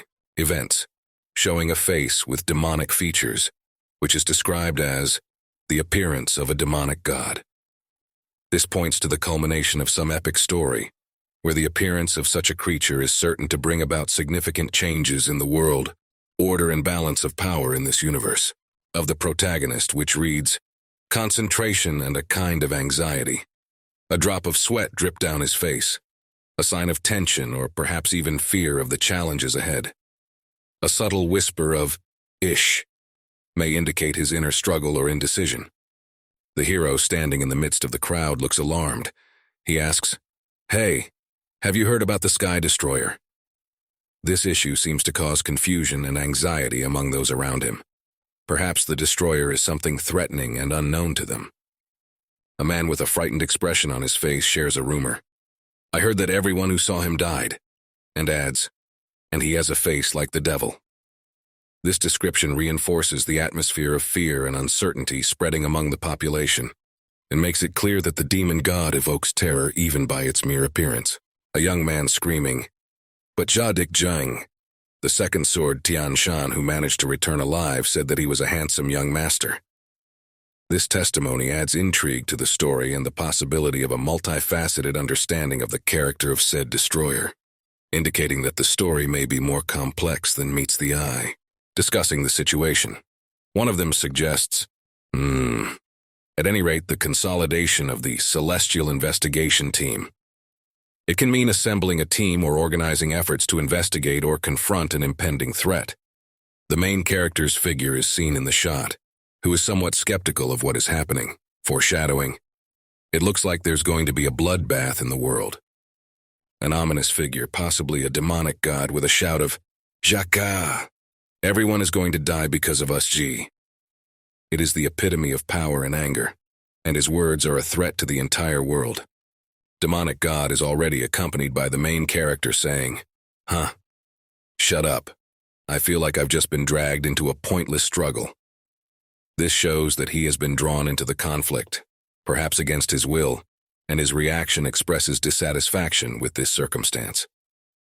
The demon god continues his ominous prophecy. "What have you failed? You've even passed on, haven't you?" However, the figure appearing in the return shot says, "I don't think he meant it," and continues, Then what is it?" It is the introduction of a new character or element that can change the course of events, or offer a solution to a problem that has arisen.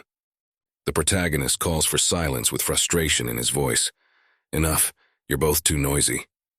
His facial expression and gestures show his irritation and fatigue from the incessant conflict between demonic forces.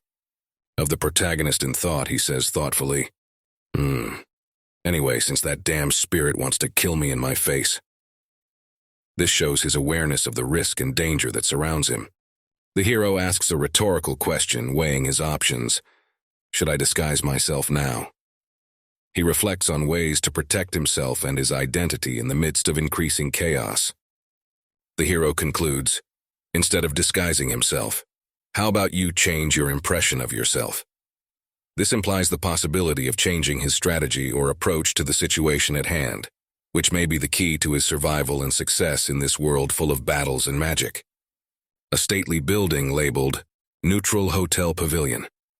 This place probably serves as a refuge for a multitude of characters, regardless of their background or affiliation, providing them with safety and shelter. A young girl dressed in traditional work clothes with bright and friendly eyes, greeting a visitor or simply enjoying a new day. Her position and appearance might suggest that she works in a hotel and does guest services. She smiles even wider, perhaps in response to a joke or a nice compliment. Her facial expression radiates warmth and hospitality, making her a character, perhaps a favorite among the inn's visitors. Dialogue between the protagonist and the girl. He asks her to bring me a bottle of alcohol. It could be an attempt to relieve stress after a hard day, or a desire to relax in the safety of the neutral zone that the hotel provides. The protagonist, sitting in a hotel, orders, and a few simple appetizers. His mannerisms and tone suggest that he desires privacy and quiet, perhaps to contemplate his next steps or simply to rest from recent events. A girl waitress looking at the main character in surprise, as if he had said or done something unusual. Her reaction may indicate an unforeseen turn in the conversation or her personal interest in the hero. We see her in a state of slight embarrassment or surprise as she exclaims, about that. This could foreshadow a difficult explanation or a story about something important she was about to say.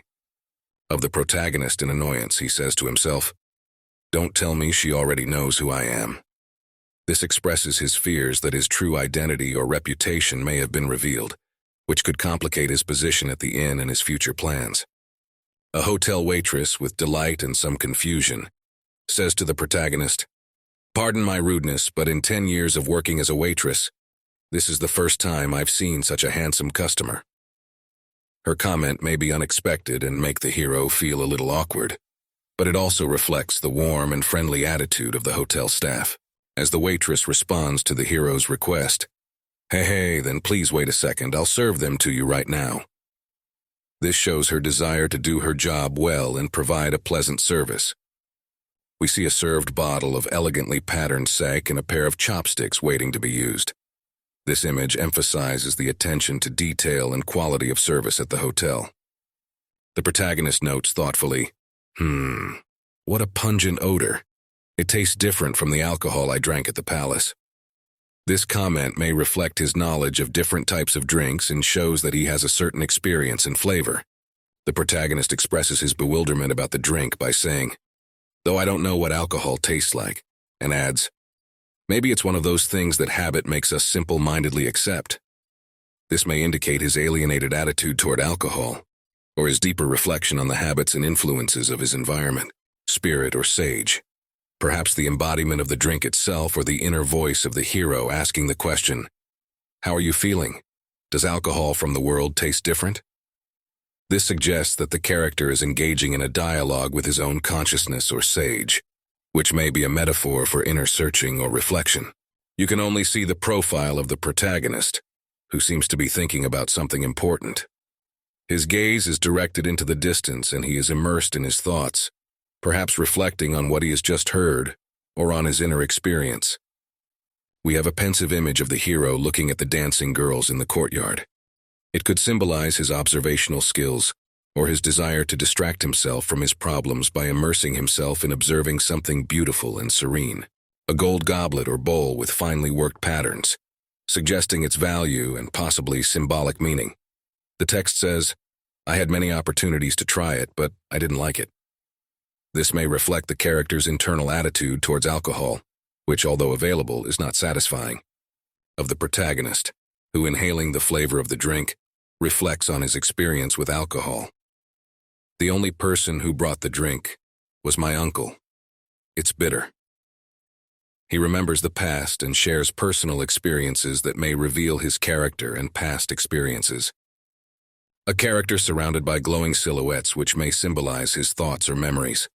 The text says, "From what I just heard, mental illness must have made the alcohol bitter." It's a reflection of his inner world, perhaps related to his perception of alcohol as something deeper than just a drink. The hero asks the question, "Disease of the soul?" This may indicate his reflections on the relationship between emotional state and taste perception, and how internal experiences can influence physical sensations. We see a spirit or sage, represented as a luminous image, who says, "I will say only one thing. Although you have inevitably committed murder this time, no one else can rejoice for your sins." This statement may reflect an internal conflict or burden that the character is carrying, and indicates the moral dilemmas he or she is facing, the protagonist listening to the sage's advice. The text above the character says, "So please don't make stupid mistakes," and continues, "engaging in avoidable combat and committing senseless murders." It can be a warning of the consequences of thoughtless action and violence. The spirit speaks again, this time with a softer expression on his face. "By doing so, won't the day come when you can finally appreciate the sweetness of alcohol?" This sentence can be a metaphor for the search for inner peace and understanding that comes with accepting and reflecting on one's actions. A dialogue between a spirit and some sinister being who seems angry and says, "Eee." That's an approach to what an ugly old monk like you would say. "Do you even know what alcohol tastes like?" It's a contrast between wisdom and aggression, with each character representing different aspects of morality and choice. An aggressive creature that threateningly proclaims, "If you don't, you'll be killed." It expresses an unwavering confidence in the brutal rules of the world they find themselves in. emphasizing survival as the primary motivation. Spirit or sage, perhaps the conscience or inner voice of the protagonist, which reminds of the importance of preserving the soul and inner purity. Do you bear the burden, demon? This is the first time he has committed such excessive murder since coming into the world. You should pass to him a little generosity and learn to understand him. It points to the possibility of redemption and the realization that even in dire circumstances, there is room for compassion and change. The main character reflects on his experience and how he didn't expect the heavenly demon's martial arts to be so powerful. It was the first time he felt so free. This may reflect his struggles and growth achieved through trials and battles. The protagonist's confidence in his power and uniqueness. If I use this power only to my advantage, how am I different from my uncle? This issue raises the theme of moral choice and personal responsibility, pointing out that true strength lies not only in physical power, but in the ability to use it wisely and righteously. There's a dialogue between two forces, perhaps embodying good and evil. The ominous shadow says, "Listen carefully, Huisin." It could be the beginning of a serious conversation or a warning. When my drinks get sweet, I'll pour you one too. This utterance may be a promise or offer he makes to his adversary or ally. I can't drink alcohol. And this statement emphasizes his previous choices or commitments. Addendum. Oh, right. You were a monk, weren't you? Could be an explanation for his tolerance to alcohol or adherence to certain principles. The protagonist stepping away from the table in thoughtfulness or determination, which may indicate the end of the dialogue or his decision to act on his beliefs. A dark figure with sinister red eyes surrounded by a purple aura. It inspires fear and portends ominous events. A figure that says, there'll be a mood. Someone's coming toward you. This can alert the character to an upcoming threat or important meeting. A character sitting at a table in a tavern or restaurant with another character. The atmosphere seems tense or serious, suggesting an important conversation or event. A protagonist who seems to realize some important moment or make an important decision by saying, "A member of the Southern Blade Coalition." This may indicate his awareness of belonging to a particular group or organization and the possible influence this may have on his future actions. A man who seems cheerful and confident, introducing himself, "I'm Tan Jung-woo from Sichuan Province." His appearance and manner of presenting himself may suggest that he is an important character or has a significant position.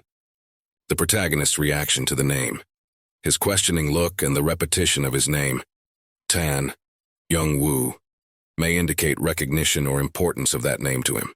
Tang Jung-woo proposes, "If you don't mind," which could foreshadow some important offer or request he's about to make. A hero who seems to be listening intently and ready to react. His serious facial expression and posture suggest that Tang Jung-woo's next words may have special significance to the development of the story. We see a character who seems friendly and welcoming, inviting the protagonist to join the company. "Would you like to join us?" Of the protagonist looking over his shoulder at the person inviting him, which may signify his interest or willingness to consider the offer. On the arm of the inviting character who concludes, "Judging by their clothes, they must be about the same age as me." And he seems to be a master of martial arts. This observation points to the protagonist's experience and knowledge in evaluating other people, especially when it comes to their skills and age. The protagonist seems skeptical or somewhat suspicious, saying, "Since I was bored anyway, maybe I should join you and be a rock-heavy that can sniff out information." This statement may reflect his strategic approach to a new situation in which he is seeking information or planning his future actions. A character cheerfully addressing the protagonist, "Everyone, since the young master has gladly accepted our offer, let's greet each other." It involves a friendly and warm introduction to a new group or community. A character who introduces himself with enthusiasm. "Nice to meet you, young master.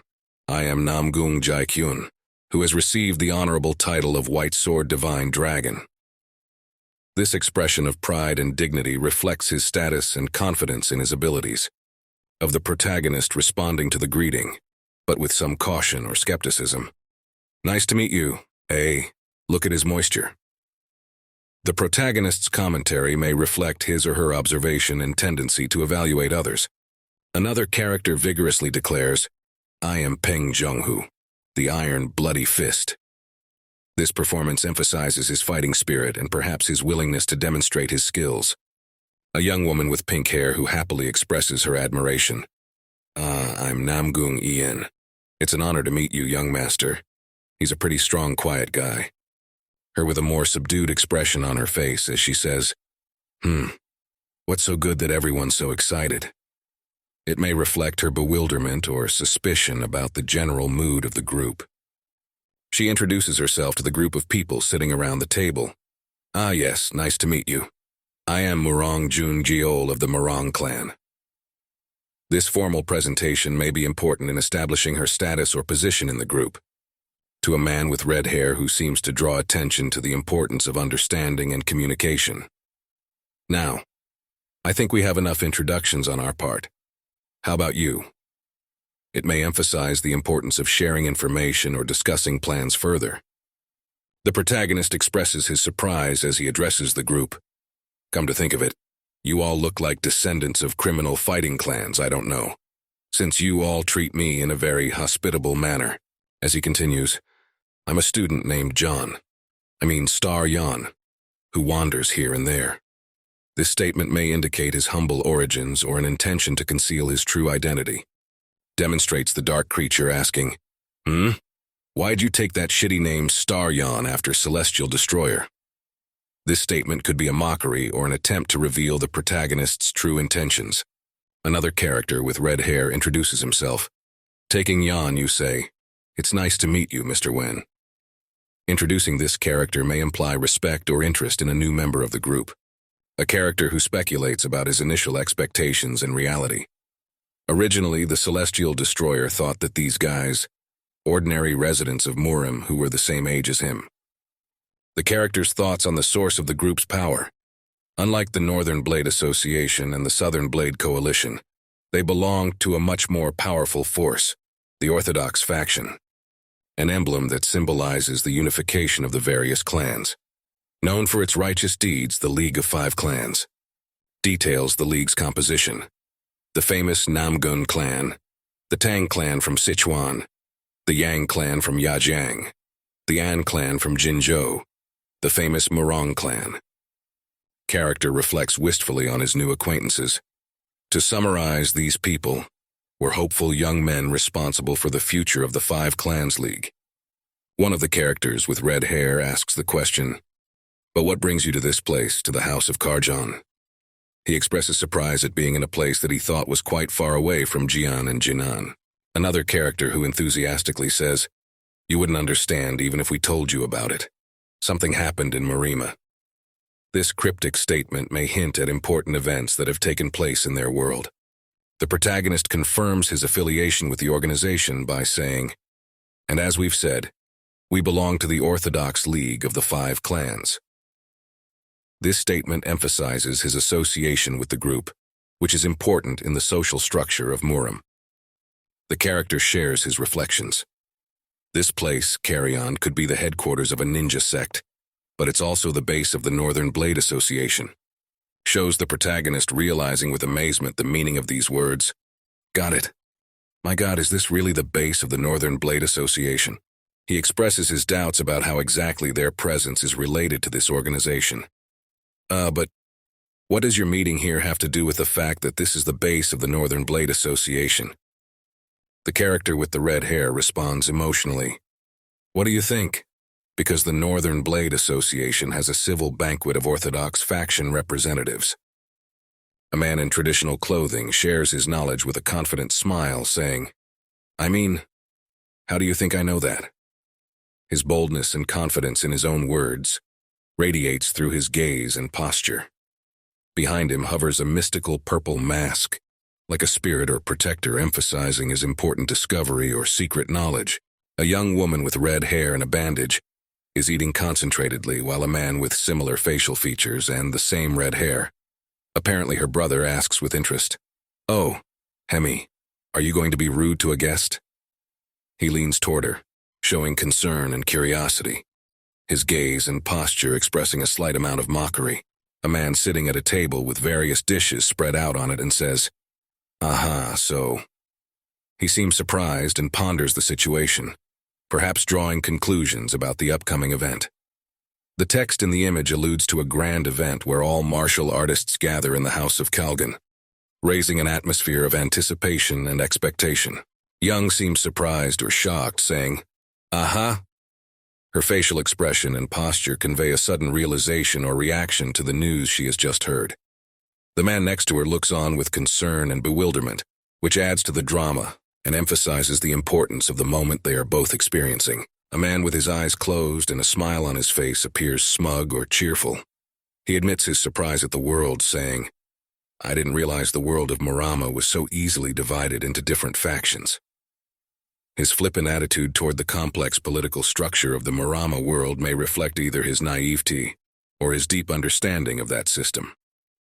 "I'm a layman in regards to Muram, so," he continues, perhaps foreshadowing some major denouement or event. The man with the red hair addresses his interlocutor with a suggestion. "You must have been curious about the world of Muram." His serious facial expression and gaze fixed on the woman may indicate the significance of the information he has shared or is about to share. Now, with a deepened expression on his face and a strained look, said, "Muram is a cruel place, just as you said." His words emphasize the danger and cruelty of the world in which they live, especially now that the root of the conflict is getting deeper and deeper. This statement raises questions about the nature and causes of conflict in the Muram world. A man in blue clothing with a concentrated yet surprised look that echoes the red-haired man's words. The root of the conflict. Perhaps he is trying to understand or solve the mystery behind those words, which may be the key to the next twist in their story. Confidently says, holding chopsticks in his hand, "The orthodox way and the demonic way." She pauses, as if weighing her words before adding, "However amateur you are in matters of Muram, you should know that, shouldn't you?" Her words hint at the profound differences in philosophy and approach in their world. Hare thoughtfully looks away, noting, even in the history of Muram, such different paths have never been so clearly separated as they are today. His serious look and words reflect an internal conflict or concern about dividing lines in their community. The protagonist, a man in blue, makes a peace sign and asks the rhetorical question, "But there must be someone who doesn't want to belong to either the orthodox path or the demonic path." His facial expression and gestures suggest a rejection of strict divisions and a desire to find an alternative. Regretfully says, "Of course there are. However, groups or people who duly sit in the middle are seen as enemies and are likely to be killed." His words emphasize the dangers of neutrality in a world dominated by polar ideologies, and where any deviation is perceived as a threat. A man dressed in blue with a serious expression on his face that emphasized the importance of his words. He says, "Even when they're not in an abusive relationship," which may indicate the complexity of interpersonal relationships in their world. Get killed just because they didn't contract a place on someone else's side. His question raises the important issue of social justice in the context of their culture. A man who looks at his interlocutor carefully and with some concern. He apologizes. Sorry to interrupt you, but when you said kill." This expression of regret and politeness may indicate his diplomatic nature and his desire to understand the motives behind other people's words. They hit the table, showing determination and authority. The accompanying text, "We, the Orthodox faction," suggests an announcement of membership in a particular group, and perhaps an establishment of their position or power in the current dialogue. Stacked with a variety of dishes. Among them are both men and women dressed in traditional garb, indicating a social event or gathering.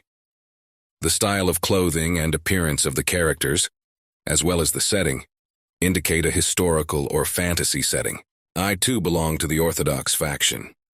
His words and facial expressions suggest pride in his affiliation and perhaps foreshadow an explanation or justification for his subsequent actions.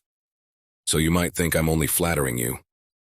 He leaves an unfinished thought, creating intrigue and speculation about his true motives.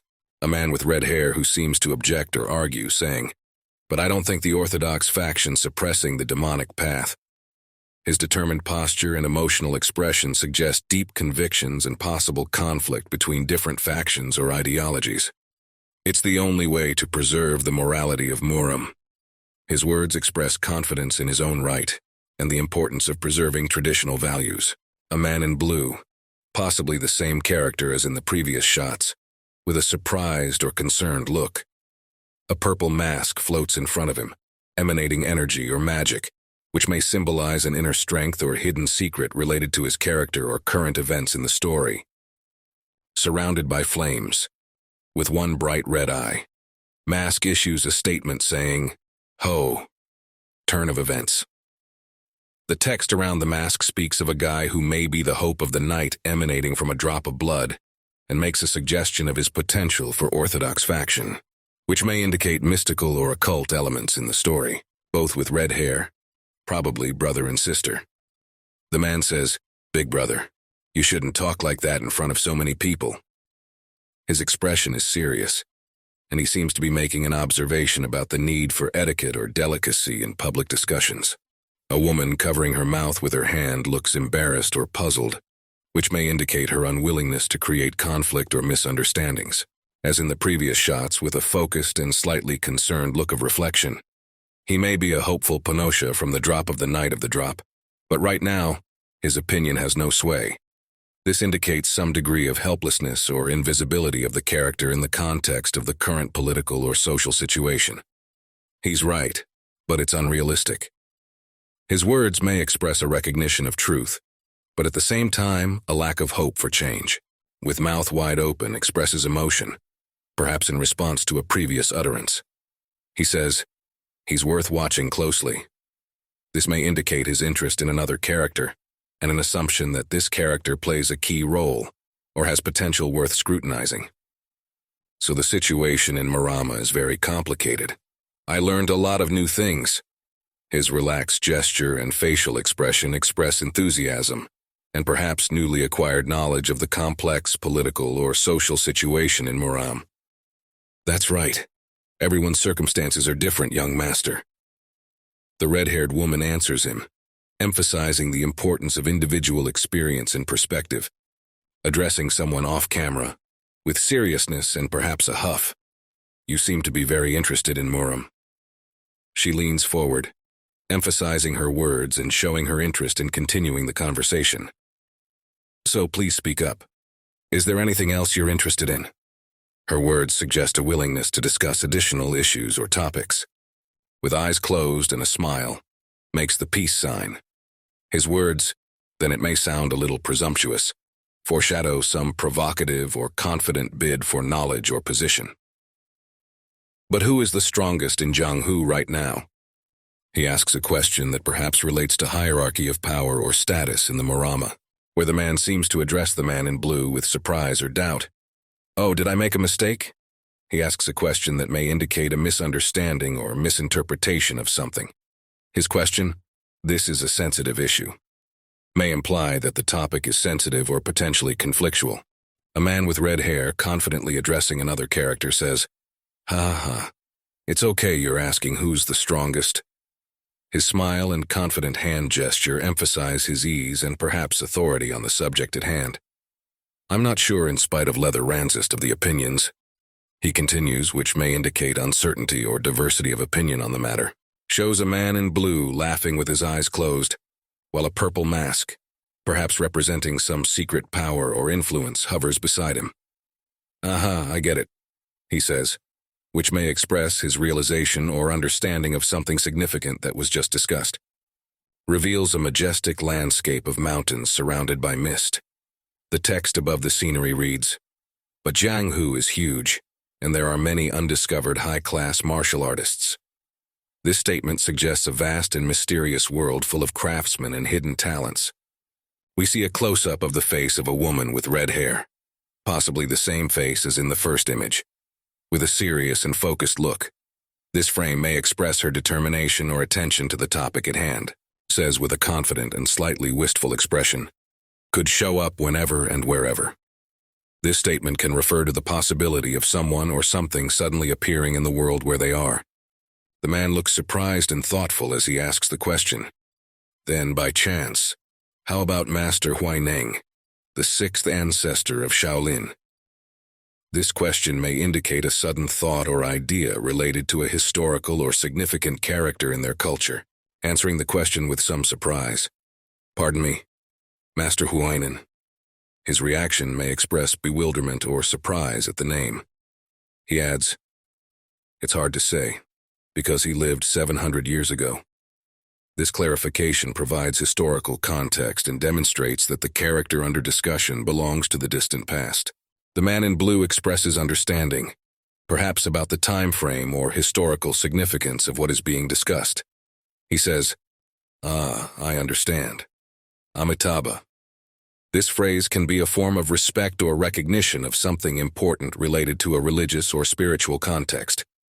With a thoughtful expression, he turns to someone saying, how about a heavenly demon? It could be a question about a mythical or legendary being in their culture.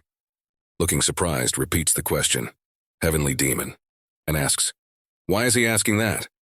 His reaction may indicate that the topic of the celestial demon is not often discussed or is something of a mystery. Who says doubtfully, but you don't know nothing about Muram, do you? You know the characters in the history of Muram. His words may imply that the one who asked the question must be familiar with the history or legends of the Muram world. The man in the blue kimono expresses bewilderment or confusion as he stares at the purple mask floating in the air with some kind of energy emanating from it. The text around the mask reads, absolutely freaking awesome. Even old people outside of heaven know this fact. And adds, beyond heaven. This may indicate a widely known fact or story known even beyond their world or reality. Looks over his shoulder with a serious and determined expression, as if reacting to an unexpected event or challenge. His appearance and manner emphasize his readiness to face the situation ahead. An aerial view of the room showing several people dressed in white standing around one person lying on the floor. The scene may indicate conflict or a tense moment, perhaps after a battle or argument.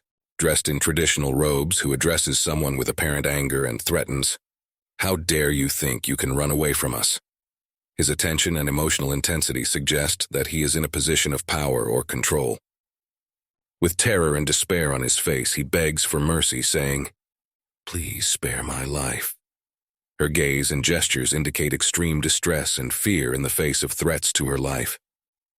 We see a man in a blue kimono with a tense and focused expression on his face. He says, this outfit, which may hint at his suspicions or concerns about the group of people or situation he is observing. A group of men in white robes, frightened or stunned as seen in their facial expressions and postures. The text above them reads, Northern Blade Association, which may indicate that they represent a particular group or organization with an important status or reputation. Where these same men enter the room and the center of attention is a woman on her knees, seemingly begging for help. This further emphasizes the tension of the situation and the possible confrontation between the two sides. An older man with a serious and commanding look. The text underneath describes him as Vice Captain of the Law Enforcement Unit of the Northern Blade Sword White Tiger Sword Association Ga Dong Sam, which reveals his identity and role in the situation, giving him authority and significance in the context of what is happening. With a look of tension on their faces, their eyes are directed to one point, perhaps at someone or something outside the frame that causes them anxiety or apprehension. The man in the blue kimono looks shocked and in pain, his hair rising up as if from a sudden attack or powerful impact, capturing a young woman. He looks angry and says, you abandon your father and run away saying you want to survive on your own. This may indicate a conflict between the characters, where the older man makes claims or rebukes the woman. The woman asks, please save me, asking for help because of the threat posed by the man. The older man looks straight ahead with a serious expression on his face and says, please wait a minute. This may indicate his desire to clarify a situation or interrupt an ongoing action.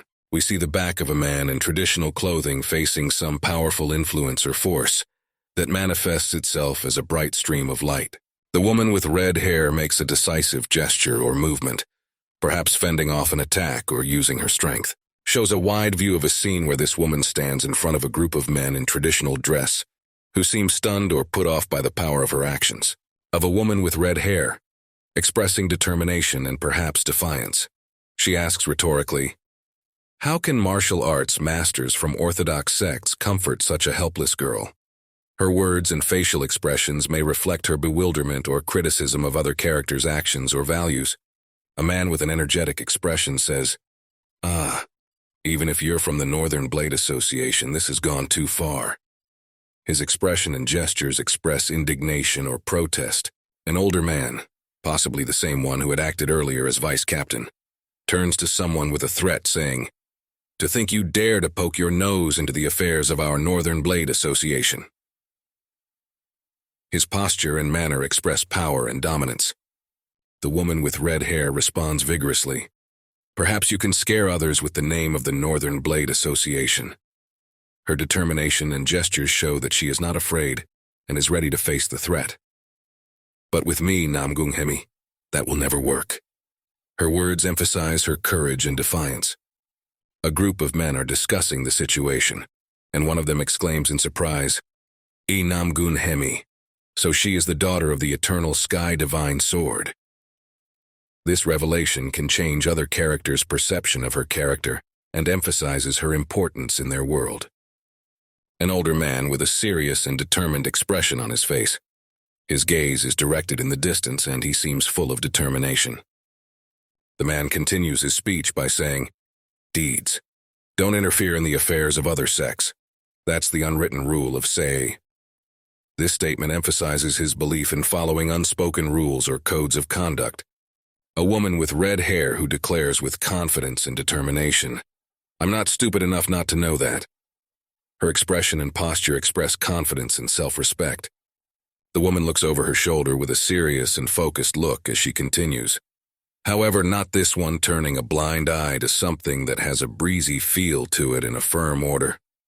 Her words may reflect an internal struggle or moral dilemma about following established rules and her personal beliefs. "That's what I have to do as a martial artist." With this statement, she emphasizes her devotion to and duty to the ideals of the martial arts. We see a woman sitting on the floor with a weeping and desperate expression on her face. She says, "And from what I can see." This may indicate her realization of the seriousness of her situation or the implications of the events she is observing. The man replies with a sarcastic chuckle, "Huh, I think you're doing this because you don't realize." His mocking tone may indicate disdain for the situation or someone's lack of understanding of the circumstances. The woman who continues her speech, "This girl is a Sozjian, the daughter of a second tier possessing 1,000 skills, Sozjian." Describing her background and abilities can emphasize her importance and role in the story. The older man expresses a threat. "We have no choice because an order has been issued to arrest all the members of the demonic border sect." His words denote that he is carrying out some official order or law that does not allow him to deviate from the task. "If you still don't want to get out of the way," is a warning of possible consequences for those who disobey orders. We see an older man with a serious and pensive expression on his face. He says, "We're going to have to use force," which may indicate his intention to resolve the situation with more drastic action. Man in profile with an expression of surprise or bewilderment, he utters, which may be a reaction to an unexpected event or statement. A woman with red hair and a determined look on her face says, "You just said we'd have to use force." Her words and facial expression may indicate that she is ready to accept a challenge or resist a proposed action. A dynamic scene where the characters are in motion, which may foreshadow an upcoming conflict or fight. A group of characters where a woman with red hair leads the others. She says, "Damn it, I shouldn't have joined them." It may reflect her regret over some decision or alliance. Shows the same scene but from a different angle, emphasizing the dynamism and tension of the moment, with characters preparing for action or in the process of performing some task. Shows an older man talking to a young master, explaining the complexity of their situation and their responsibilities. His words, "Young master, since we are on duty," may imply that their actions are dictated by duty or order. This man seems annoyed or indignant, asking the question, "Are you trying to threaten me?" His reaction may be in response to a challenge or threat from another character. We see the back of a character with purple hair, who asks the rhetorical question, "Threaten." A character, apparently a woman with an intense and defiant look, says, If that's really true, what will you do? It could be a challenge or an affirmation of her willingness to stand up for herself. Shows an older man who looks surprised or alarmed, perhaps in response to a woman's bold words. The man says, "Tea then. We have no choice but to trust our lives to this boss of ours," and adds, "There's no need to report it." This may indicate their decision to act together and trust the leadership in the situation. The feet of a person in traditional clothing standing on the floor with a shadow, which can signify a tense or meaningful moment. A man in traditional dress, identified as a law enforcement captain of the Northern Blade Association, with the name Woo Hyun-jong. He seems serious and commanding. A man with glasses admonishes, "The word retreat does not exist in the vocabulary of those who support law enforcement." This statement emphasizes their determination and commitment to duty. Man in the foreground, while other figures in the background fall to their knees, and he says, "I salute the captain." It may signify the authority and respect he enjoys among his subordinates.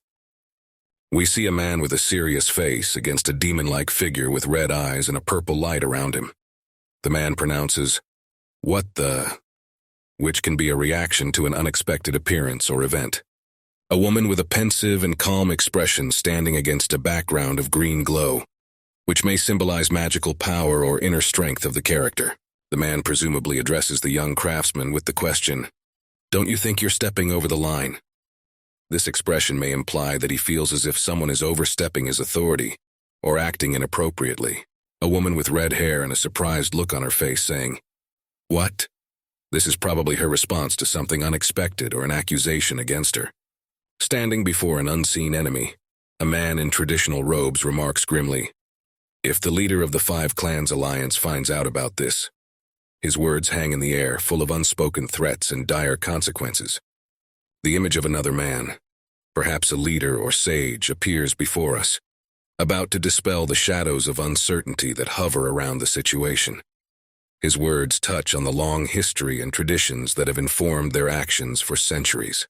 In echoes, the woman's voice resounds resolutely through the noise of the gathering. I dare say it again. Her challenge is filled with courage and relentlessness, even in the face of inevitable conflict. And suddenly, to a man in white robes who seems to question his actions, wondering about the consequences. If relations between the Northern Blade Association and the other clans deteriorate because of you, will you take responsibility? His words hang in the air like a sword hanging over his head in anticipation of its fall. The man screams in raging anger, his face contorted with passion. He yells, "You bastard, how dare you lessen the next head of the Namgung clan?"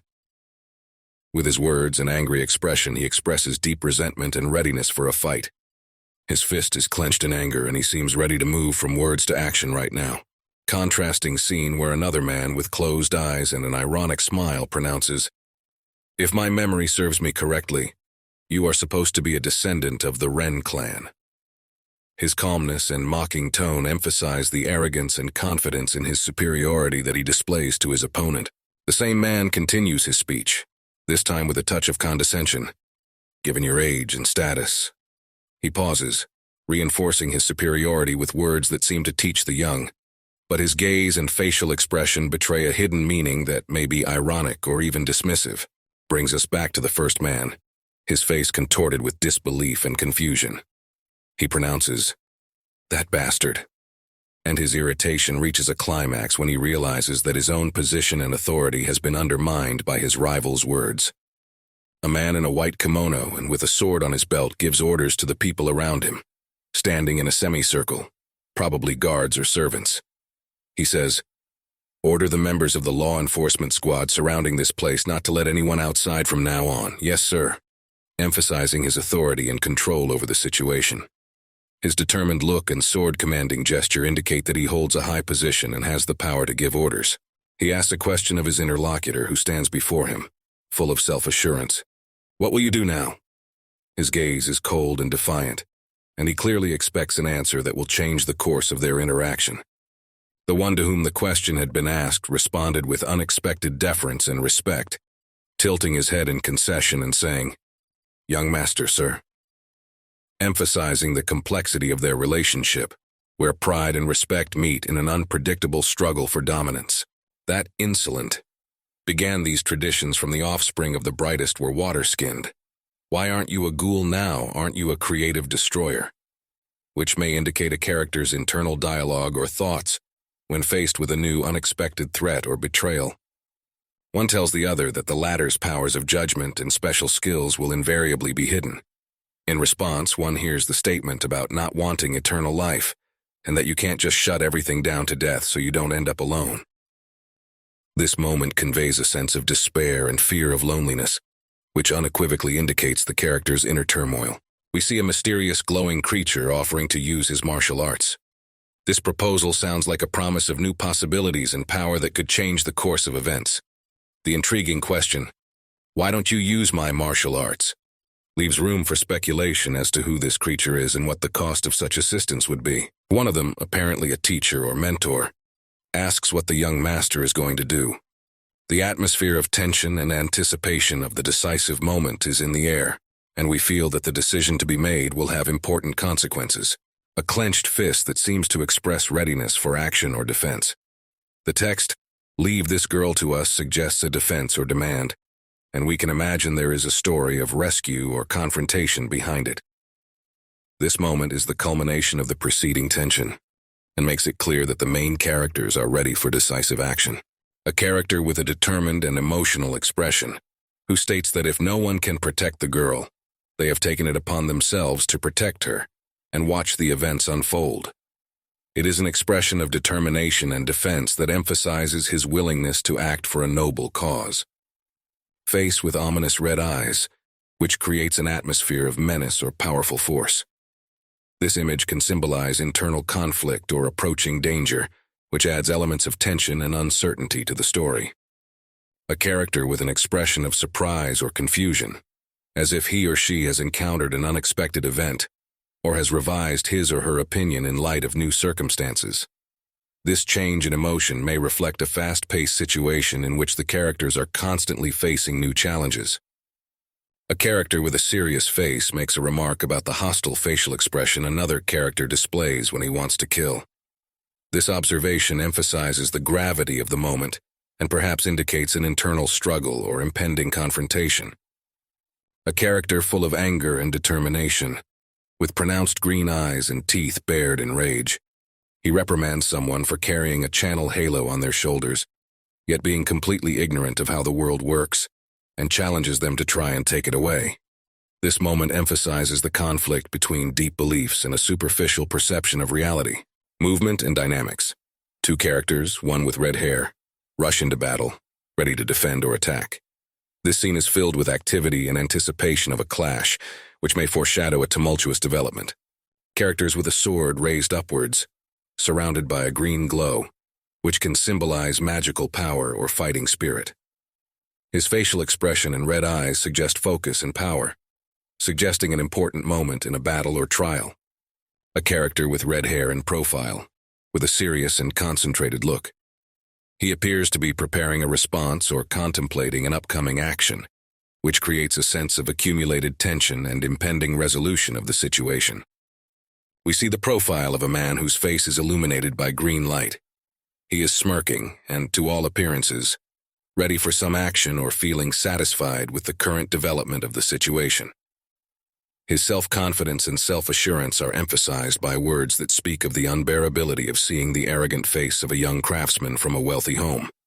The moment he expresses his contempt, using crude language and clearly expressing an intent to harm. This aggressiveness and rage can be linked to previous events and adds an element of violence and suspense to the story. The man seems to be committing an act of violence, which is emphasized by the dynamics of the image and the expressive lines. His face radiates malevolence, and this scene may serve as a culmination of the conflict that has unfolded in the previous frames. To a character with red hair who seems outraged by what is happening and expresses his bewilderment at his opponent's actions, drawing attention to his future role in the hierarchy. It is an expression of moral outrage and an accusation of an ungodly act, which may indicate deep ethical and social disagreement between the characters. The man with the green glasses smiles with disdain and says that killing her would be too easy, suggesting some alternative plan. His smile and facial expression betray his confidence in his power and his desire to dominate the situation. Shows a woman laughing and holding her breasts. Perhaps she is mocking someone or something or feeling relieved. Her loud laughter and apparent joy may be a reaction to previous events or to the man's words from the first image. A man with red hair seems shocked and outraged at calling someone trash. His emotional state and aggressive reaction may indicate deep frustration or dislike for the actions of another character. Shows a dynamic scene where a character in a blue cloak with a scythe on his back makes a powerful leap, possibly to attack, with an expression of rage on his face. It's a moment of action where the character apparently can't hold back any longer and decides to intervene. Profile of a man with a piercing stare and dark hair pouncing over his face. His gaze reads confidence or thoughtfulness, which may indicate inner reflection or readiness for impending action. A dynamic action scene where a character in blue with a scythe on his back moves or attacks abruptly with force on the floor. This snapshot scene conveys a sense of determination and power in motion. The red-haired girl turns to her older brother in shock or concern. Her facial expression and gaze are full of anxiety and possibly fear, which may indicate danger or a critical moment requiring protection or support. Shows the man with the red hair again, this time close up with a hint of a smile or satisfaction. This expression may reflect relief or recognition of something important that has just happened or been said. A character who seems to be using his martial art, performing an action that resembles the step of ascending to heaven. The lighting effects surrounding him in his dynamic pose convey a sense of his power and skill. A close-up of this character's face that reads seriousness and concentration. His gaze is distant, which could mean anticipation of his next move or a realization of the importance of the moment.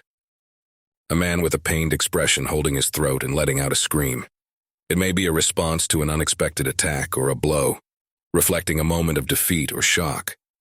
The same character's feet floating in the air, with the audience or other participants visible below them, looking upward with expressions of surprise and admiration. This adds a sense of drama to the scene and emphasizes the impressive power of the art on display. We see surprise among those present as the character floats through the air, which seems incredible even for a seasoned warrior. This is both admired and bewildered by the audience, which is emphasized by saying that it is impossible for such a level of Shinsun to exist. Shows a man wearing glasses who expresses doubt and distrust. Perhaps he suspects deception or cannot believe what he sees. His expression reflects the conflict between his perception and what is happening in front of his eyes. Shows a man, seemingly in a state of shock or pain, facing an unexpected turn of events. His expression and posture convey the poignancy of the moment he is experiencing. A character with a threatening and determined look demands to let the girl go, warning of the consequences if his demand is ignored. His determination and the strength of his gaze emphasize the seriousness of the situation and his intentions. We see a character's eye with a lighted flame reflected in it, and dark and light beings floating around it that appear to be magical or spiritual. They engage in a dialogue in which the dark creature orders to kill, and the light creature objects, begging for mercy. A man, perhaps the same as the first, who is confused and does not understand the actions of his opponent. His expression is full of bewilderment and annoyance. A hand, apparently the same as in the second image, which is clenched into a fist, is shown in detail. It can symbolize determination and tension, and it shows marks that could be wounds or scratches from combat. A dynamic moment of battle where a character in blue with a scythe on his back delivers a powerful blow to his opponent. This image conveys a sense of action and the power of impact. Speaks with a confident and calm expression on his face as he repeatedly hears about the Northern Blade Association's loonies and demands that the current actions cease and the girl be released. Another character seems to be in a state of despair or distress, while saying he can't fulfill the requirement despite being a martial arts master. A character in a combat stance shouts that the word retreat is not in his unit's vocabulary, which emphasizes his determination and lack of intention to surrender. Captures a moment of confrontation between two characters. One of them appears to be attacking the other, who appears to be caught off guard and in pain from the blow.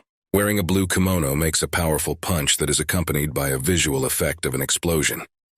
This demonstrates the power and intensity of his martial art. Grabs another character. most likely to receive this blow, with an expression of pain and shock on his face that emphasizes the power and surprise of the attack. The same character shouts about pressure points, which may indicate the use of specialized techniques in combat that target specific parts of the opponent's body, as a character in a blue kimono spectacularly flies into the air, performing perhaps another fighting move, while his opponent seems completely defeated and powerless to resist. It creates a sense of a dramatic and decisive moment in the battle. We see the character's face filled with despair and pain, with drops of sweat rolling down his face, which may indicate the intensity of the battle or the trauma he is experiencing.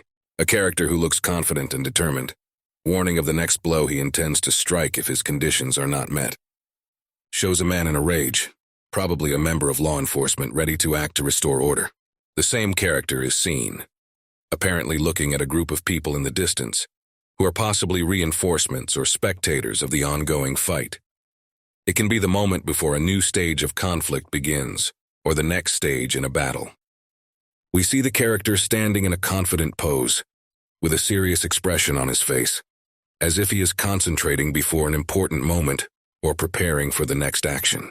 A character in motion performing a sharp maneuver or evasion that demonstrates his agility and speed. His actions are so fast that the figures around him simply blur into the background. Another character's face full of surprise and perhaps consternation. This expression may be triggered by an unexpected turn of events or a sudden realization of unforeseen danger. With a scythe on his back, makes a dynamic movement in the air, leaving a trail of his energy behind him, while his opponents seem confused by his maneuver and speed. This gives the impression of his superior martial arts and ability to control the battlefield. A powerful warrior surrounded by flame and energy, ready to strike. The characters are drawn in bright green, giving the scene a sense of tension and power. This image is like capturing the moment before the decisive blow, where every second seems like an eternity. Here the battle is already in full swing. One of the fighters falls to the floor with a crash, causing a surge of energy all around. The words in large print reinforce the dynamics of what is happening, making it clear that the collision was inevitable. A cold and judicious stare. The text next to it asks the question that may be playing in his head. Why do these guys continue to act on nothing but quantity? It makes one wonder about the motives and goals of his opponents. His face is contorted with rage and aggression, and he seems completely absorbed in the battle. This shot completes the chain of events, emphasizing the chaos and intensity of the battle, where each participant strives to win. In a state of conflict, one of them with a serious and focused face is saying something, while the other, with a clearly displeased and angry look, seems to be preparing to attack. Tension hovers between them like electricity in the air before a thunderstorm. The second man makes a sudden action. His arm flies forward with lightning force, which is depicted as an energy punch cutting through the air. The sounds indicated in the image emphasize the sharpness and power of the impact, and the cry of "Ka!"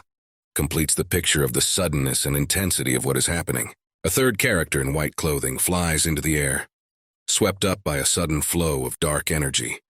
His posture and facial expression indicate complete bewilderment and lack of control over the situation. The audience is gathered around him, but their figures are blurred and they appear to be mere shadows, focusing attention on the central character. We see the first man from the first frame, now in the center of events, deflecting the attack by meeting it with his palm. Waves of energy spread out around his hand, creating the effect of a powerful collision of forces. This moment emphasizes his ability to control the situation and use his opponent's strength against himself. Her eyes read anxiety and maybe even fear, but also a stubbornness. Her hair softly frames her face, and she seems to be on the verge of some major decision or action, ready to make a change. A man's hand shrouded in a blue glow, indicating a concentration of powerful energy. The phrase, "Mr. Bamboozle's fist," emphasizes the importance of the moment. Perhaps it's the name of some special trick or technique he's about to use. With an even greater concentration of energy. "Heaven's palm," announces the text, foreshadowing the use of an even more powerful and decisive blow, the palm of God Sattva. adds to this a sense of supernatural power that is about to be unleashed into the enemy ranks, shrouded in sacred light and surrounded by a halo. A great master or divine being, like an embodiment of wisdom and power, towers over the protagonist. Below, small compared to the giant, a man in a blue kimono humbly accepts his position.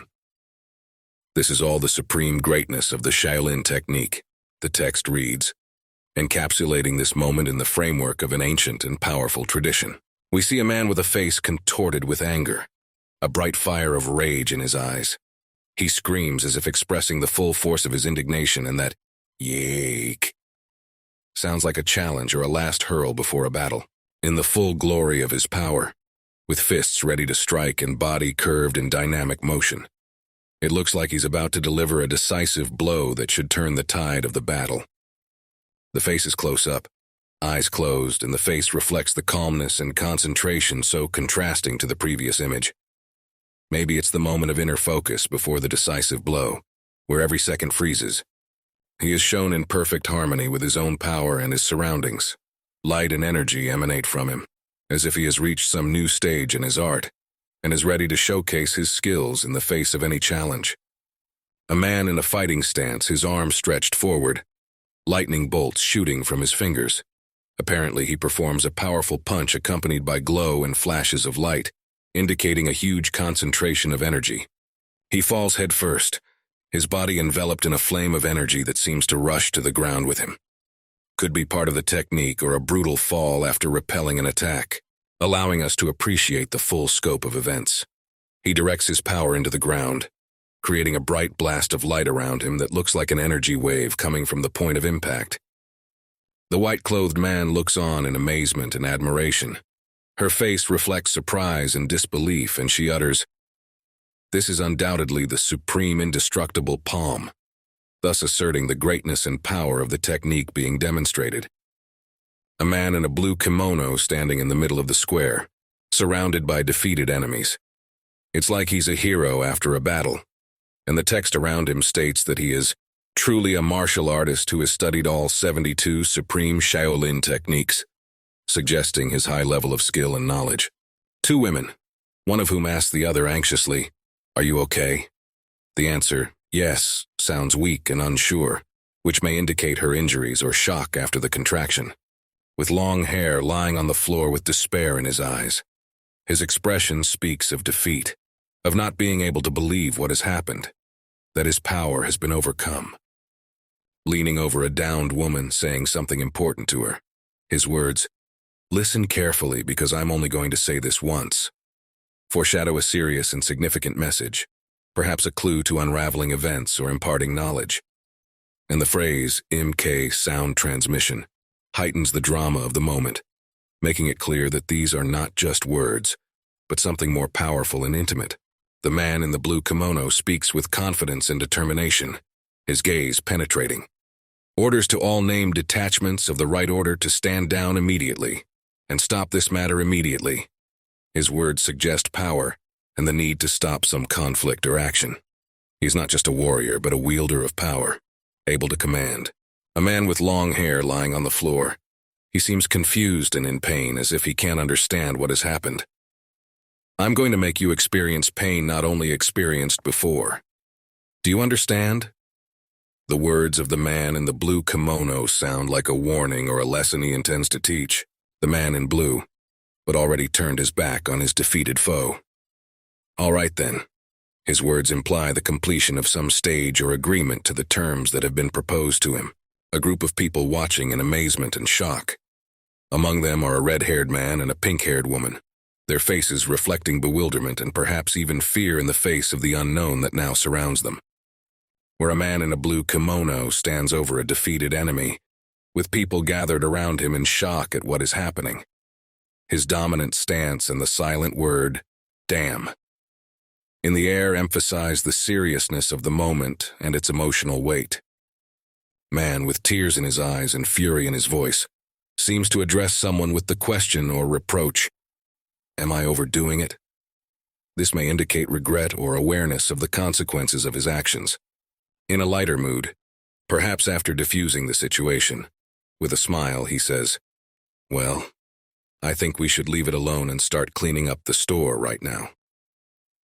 This may indicate a return to business as usual after the conflict has been resolved, which appears to be an important location in the story. The text, "And after the cleaning was done, inside the pavilion of neutrality," takes us into the next phase of the story, full of new possibilities and mysteries yet to be revealed. We see two men with serious and concentrated looks. One of them has red hair and his gaze is filled with determination, while the other with orange hair looks anxious, which could indicate the tension of the situation. A man in a blue kimono, he smiles and says, "Although that was awkward," words that perhaps refer to a recent event or situation he found himself in. Man with long hair. His gaze is serious, and he makes a remark about all these clumsy young people, which may indicate his seniority or frustration with the behavior of the younger ones. We see a group of people sitting at the same table, which suggests a rapprochement after conflict and perhaps reconciliation or the beginning of a new chapter in their relationship. The table is set with a lavish dinner, further emphasizing the atmosphere of a reunion or celebration. A man in a blue kimono offers with a smile to sit together to eliminate any tension, while another character screams in rage or shock. This could mean an attempt to relax the situation and resolve the conflict peacefully. A man with orange hair who looks shocked and says, "I have no words. There has to be a limit to how much you look down on others." His words express resentment and disagreement with the behavior of others. Perhaps he feels unappreciated or humiliated. A man with orange hair who seems even more outraged and asks rhetorically, "How can you laugh after making fools of us?" This suggests his sense of injustice and possibly betrayal or ridicule. The woman with pink hair says, "That's right, master. Your jokes have gone too far. You pretended to be amnesiac, but the end of the energy you possessed was incredible." She expresses surprise and perhaps admiration, emphasizing that the man's actions were something unusual and out of the ordinary. The woman with pink hair seems happy and embarrassed at the same time, saying, "Really? He was so handsome." This expression could have been triggered by recent events or a memory of someone. A man in a blue kimono who appears humble and apologetic, saying, "I apologize." His posture and facial expression emphasize the sincerity of his words. He explains his actions. "Due to unavoidable circumstances, I had no choice but to lie about my identity. I hope you won't take much offense at me." It may indicate difficult circumstances that caused him to act out of the ordinary. The man continues, "Nevertheless, it is true that I am an amnet on the part of the Murim, since it was my first time coming to Murim." He seems to clarify some details about his past or identity that were unknown or unclear to other characters. Turning to those around him, he says, "I hope you will find it in your merciful heart to the powers that be will forgive me for deceiving you." He pleads guilty and seeks forgiveness from his comrades, laughs loudly and exclaims, "Young Master Wei." His elation may be due to surprise or relief after a tense situation has been resolved. To a man in a blue kimono who apparently feels more relaxed and asks confidently, "Do you have a question for me?" He may be willing to answer questions and explain his actions.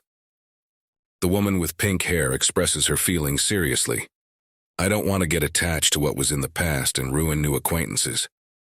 She is eager to put the past behind her and build a new relationship, perhaps accepting apologies and preparing to move forward. Seems serious, and his words indicate a desire for an explanation. However, wouldn't it be worse if you told us about your non-stellar circumstances, so that everyone would feel less deceived? He calls for openness and honesty to clear up misunderstandings and rebuild trust. In a blue kimono seems a little shy, but willing to have a frank conversation. His question, "What is your true identity?" aims to find out the truth behind the mask he may have worn. Him with a more relaxed posture, recognizing that he cannot talk openly about some things, perhaps because of the complexity of the circumstances or because it might hurt others. He expresses his understanding of fate by saying, "But I understand, as young Mr. Namgung said, fate brought us together like this," and adds that he will not hide anything from them, promising to be open and honest in his explanations. Shares his background, saying that he inherited the mantras of the Venerable Huailin, the sixth patriarch of the Shaolin Temple. It probably means that he has an important spiritual or cultural heritage. Laughs and says, "You're the best at seeing things." He seems to be complimenting the other person for their ability to see the hidden truth, but adds, "However, you can't say he's Osvam wrong. This may indicate the complexity of the situation, or the ambiguity of the information they are discussing." A woman with pink hair who looks puzzled and says, "That's impossible, I can't understand it." She expresses bewilderment in the face of something that seems unbelievable or difficult to understand. The man in the blue kimono looks surprised and asks politely, "Pardon me?" He may be asking to repeat or clarify something that was said or reacting to an unexpected statement. The woman with the pink hair says incredulously, "You know, the Honorable Huilin was a man of the Tang dynasty period. How can one inherit his mantra?" Her words express doubt about the possibility of such an inheritance based on historical data. Her surprise and perhaps skepticism. "You mean you've become immortal?" She is surprised by the claim of immortality, perhaps questioning its veracity. The orange-haired man confirms, "Right, it's utter nonsense."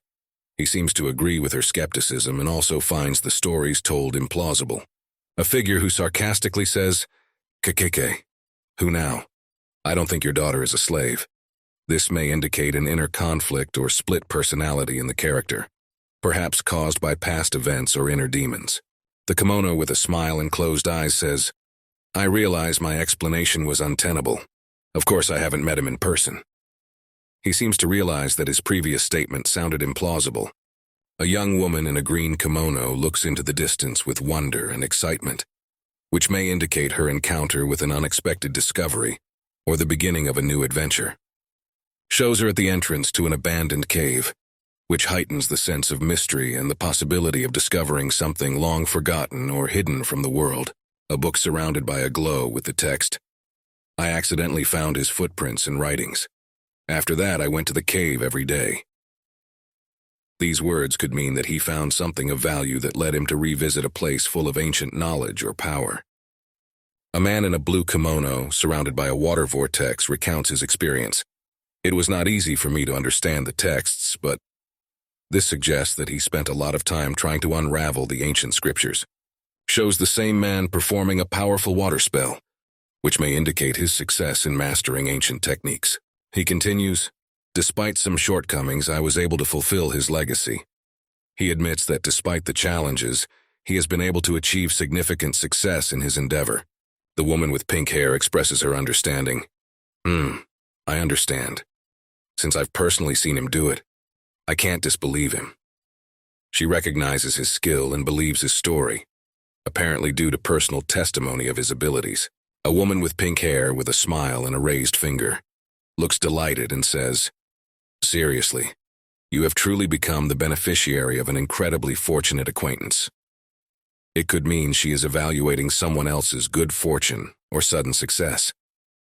In the next shot, a man in a blue kimono with a smile and fingers crossed looks apologetic. "Anyway, I would really appreciate it if you could forgive me for unwittingly deceiving you." He seems sincere in his apology and hopes for forgiveness. Woman who seems skeptical and asks the question, "That's absurd. If this isn't a blessing for the breakaway sects in Murim, then what is? It's us who must be careful in how we treat you from now on, young master." Her words may reflect a distrust of his history or status. The man in the blue kimono asks with surprise, "Careful? What do you mean?" He seems intrigued or perhaps concerned by the hint of caution in the relationship with him. The woman with pink hair seems to say with respect or irony, "Seriously, one of the most important things about Marima is vintage. It emphasizes the importance of antiquity or respect for older traditions in their culture." A group of people sitting around a table full of food. The man with the red hair says, "Doesn't everyone think so?" and gets encouragement from another voice in response, "That's right, brother, you're right." This implies that they are discussing a commonly held opinion or rule in their community. You can see the building from where loud laughter and the words, "Now let's raise our glasses, ha ha ha ha ha ha." It indicates a celebration or a fun moment among the group.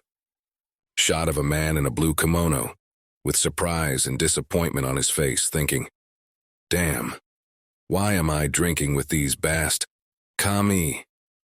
Perhaps he regrets his participation in the event, or reflects on his companies with irony or resentment.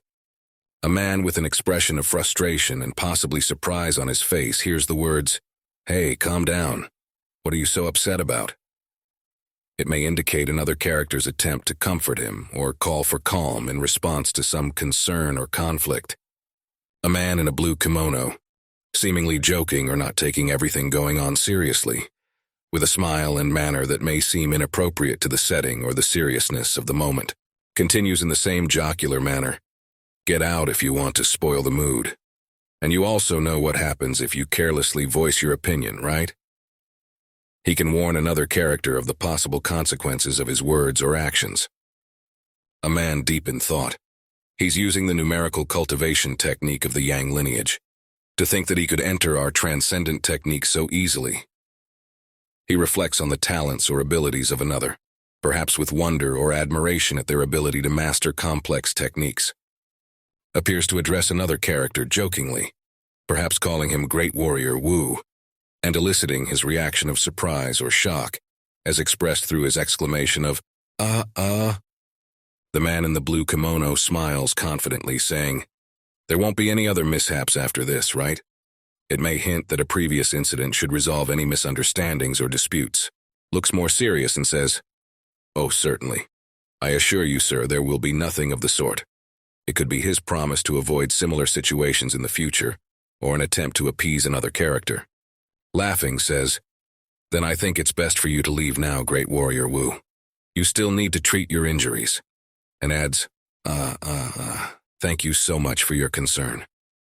He expresses gratitude, perhaps for the care or attention given to him by other characters, while continuing to maintain a light-hearted tone of conversation. A woman with pink hair seems concerned or confused and asks, "Can't you find a place to sleep?" Her expression changes to a cheerful one and she says, "That's great," which may indicate a solution to a problem or a suggestion for a solution. Shows a night scene with a building and the words, "You can stay with us," suggest an invitation or offer of hospitality. The man in the blue kimono seems preoccupied or frustrated, hiding his face with his hands and letting out a wailing, "Ugh." This may express his regret, stress, or unwillingness to accept the help offered. A man with a piercing gaze and a silhouette shrouded in energy speaks with irony or frustration. I'm trying to live a quiet life. The world around me is not set up in my favor."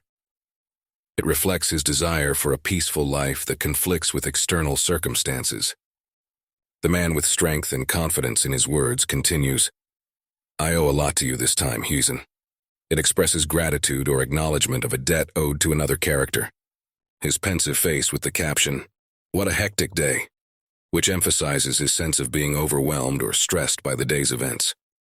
"Hey, Celestial Destroyer, spin it in yourself," and confirms your amazement or surprise with He might be calling for order or trying to calm another creature or character who is behaving out of control. We see a powerful dark silhouette standing over the character who seems to be addressing him. The energy and power of this figure is felt in every detail of its outline, and the glittering eyes speak of power and potential danger. The man with the beard is probably reacting to the presence of a powerful figure. His facial expression may speak of shock, fear, or admiration. Shows the profile of a man with a serious expression and drops of sweat, indicating an inner struggle or tension. We see a character in flight or falling, his body scratched and wounded, which can speak of a past fight or battle. This moment may be the culmination of some intense event or conflict. The man immediately started saying, "No way, you hairy old man." Keep telling him angrily, great warrior," thinking about who would have thought that trouble.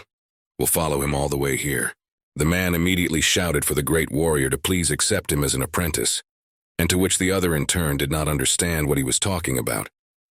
Starting to talk about how his ears were about to burst from him, continuing to ask if he had really followed him all the way here. Warrior, he seems exhausted and speaks of his nearness to death. However, you can hear the determination in his words. He is dedicating his life to a great struggle, probably to protect someone or something important. His posture and facial expression reflect an unwavering will and fortitude. A character who appears calmer and more confident, but his words carry a clear disdain. He addresses an unseen interlocutor, calling him hopeless. The background of the image is mysterious, and there is a mystical spirit hovering near the character who seems bound to him by some unknown force. Seems focused and maybe even preoccupied with something important. Speaking of the interlocutor, he mentions that if the latter philosophizes too much, it can lead to undesirable consequences. The background is hazy and gloomy, adding seriousness to the situation the character is in. He seems to come to some realization, expressed in his testing look and perplexed. We can only guess at the reality he faced, but his facial expression makes us wonder about the seriousness of his internal conflict or possible threat. In the first image, the main character, who was previously serious and mysterious, is now shown in a lighter and more cheerful mood. With a smirk, he says, fine, and declares that he will accept someone as his subordinate. His smile may inspire fear or trust, depending on the context, but there's no denying his charisma.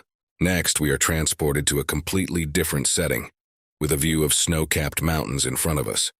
The text reads, "The mountain is a mysterious little peak, which adds to the mystique of this landscape and hints at some mystery or important event associated with this place." Two characters in winter clothes who seem to be engaged in some kind of labor against the background of these same mountains. They hold the rope tightly, and one can assume that they have encountered difficulty or danger in this frosty and challenging terrain. One of the older ones asks in a focused and somewhat concerned manner, "What's that sound I've been hearing for a long time?" This indicates a continuous sound that keeps him busy and is possibly a harbinger of something important or even dangerous. In the first image, the old man, who had previously been listening intently to the sounds, notices something unusual. He turns his gaze to the direction from which the incomprehensible sound is coming and says with astonishment. His face expresses bewilderment and caution before the unknown. Next, a man is seen standing on a snowy plateau. His posture is tense and his face reflects concentration. Something is happening to him, for he exclaims, "Ah!" It may be a response to something seen or heard, or it may be a moment of sudden discovery. The character is gripped by strong emotions. He seems excited and exclaims enthusiastically, "I finally found her." It is probably a moment of triumph or an important discovery that is of great significance to him. He is full of determination and strength when he says, "Very well, I will accept you as my subordinate, great warrior." This statement can signify the beginning of a new alliance, partnership, or even a teaching relationship where one strong character recognizes the strength of another. We see a character with closed eyes and a slight smile, as if he is thinking about something important or preparing for a decisive moment. He begins the sentence with a pensive, "however," and we can only guess what words will follow and what significance it will have for the story. A character in a dialogue or argument with another person. He seems confident in his superiority, speaking of his interlocutor's negligible skills and telling him to go wherever he is told. This scene may indicate the beginning of some sort of trial or task. We're talking about a certain Nitokin, the azure-haired demon king of Mount Tai.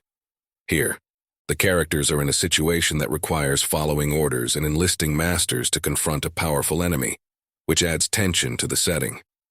We see a character who seems to be facing a difficult task or decision. He speaks of a place that no one can know about and wonders about his master, which makes the situation even more mysterious and filled with a premonition of something serious. The old man exclaims, "Huh?" and asks the question, "What the hell are you doing, young master?" His expression and tone may indicate mixed feelings, perhaps surprise, annoyance, or even amusement at the young man's actions. A young man sitting in a meditation pose with his eyes closed against a background of calm sky and trees. The world around him seems quiet and peaceful, and he may be seeking inner peace or strength. A young girl concentrating on meditation next to a transparent image of a sage or spirit who seems to be instructing her. It is surrounded by bright light, which may symbolize energy or enlightenment. The text says, "Please focus on the flow," indicating the importance of meditation and mindfulness in this moment. The focus shifts to the flaming energy, and the text explains, "The flow of energy is like a wave. You just have to follow it without going against it." It's a reminder of fluidity and harmony with the forces that surround us. and perhaps a clue to what the characters are seeking or striving for. The man with a serious expression says, "Enough," and adds, "You did well, sir. Your control over your internal chai has gotten better." This can be a progress assessment or the completion of a learning process. A young girl sitting in a meditative pose in text talking about the importance of daily basic training. The text, "Heavenly Demon Lord, the fundamentals are important," emphasizes the importance of persistent training and proper foundation in practice. A demonic creature with an enraged expression that screams, "By the way, Heaven Destroyer you, and have you decided what you're going to do next?" It may indicate a challenge or an upcoming decision the character must make. The man replies with some hesitation, "Who knows? I'm not sure about that yet." This shows that even after all the preparation and progress, the character still has doubts and uncertainty about his future path. A demonic being with a fierce expression on his face declares, "Impy, I want you to hone my art for you, but your body is too weak," and continues, "So, you haven't reacted with the secrets yet. Why don't you let me develop them for you?" This indicates a conflict between the demon and its master or apprentice over training and power. The man replies with a smile, "In your dreams," which may indicate his confidence or unwillingness to submit to the demon's demands. His smile and relaxed attitude contrasted with the aggression of the demonic creature, who seems determined to follow his heart, saying, "Even if I don't have big plans, I will do whatever my heart tells me to do." It may signify his intention to go his own way against expectations or pressure from others. The man firmly declares, "I don't want to give up anything again, you know." It emphasizes his determination and perhaps points to his past mistakes or lessons he has learned and does not wish to repeat. The demon expresses his admiration. Hook. All right, then don't give up your mortal life to live in this world and love all you want." This expression of lust for life and emotion may symbolize his passionate desire to influence the world and the people around him. A sage or spiritual being who calls for balance and harmony, reminding, "Sir, if you look at the dark side of life, the what comes to me infinity in your eyes also flows according to order. And don't waste your life on obsession and vanity." This wise observation emphasizes the importance of meaning in life and values. The protagonist speaks with a smile about the providence of the universe that gave him this power, and wonders why he seems to live with a smile and an honest old man. He may doubt his path or sneer about life's trials. He decisively interrupts the argument between the spirit being and the demon, declaring, "Enough, both of you stop.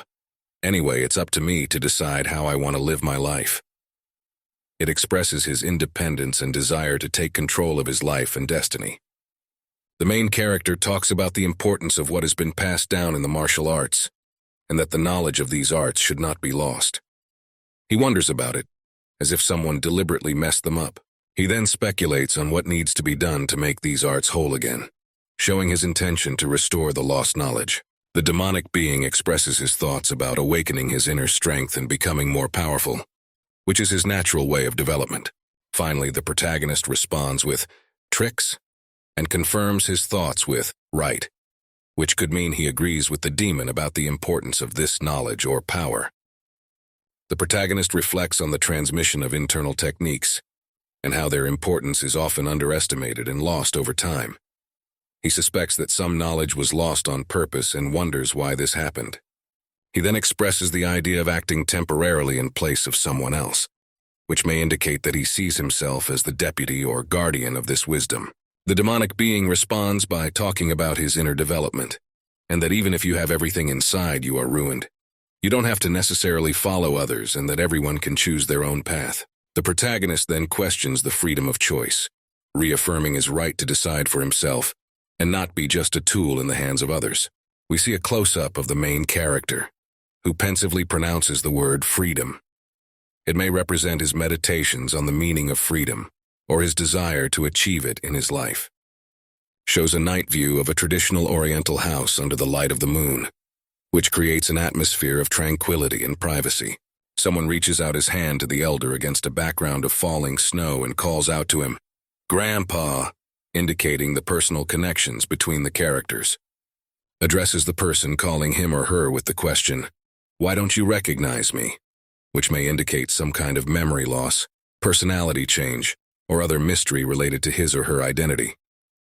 Profile of an elder who reminisces about the past and says, "After you've gone, I've been through a lot, but the thing that bothered me the most was..."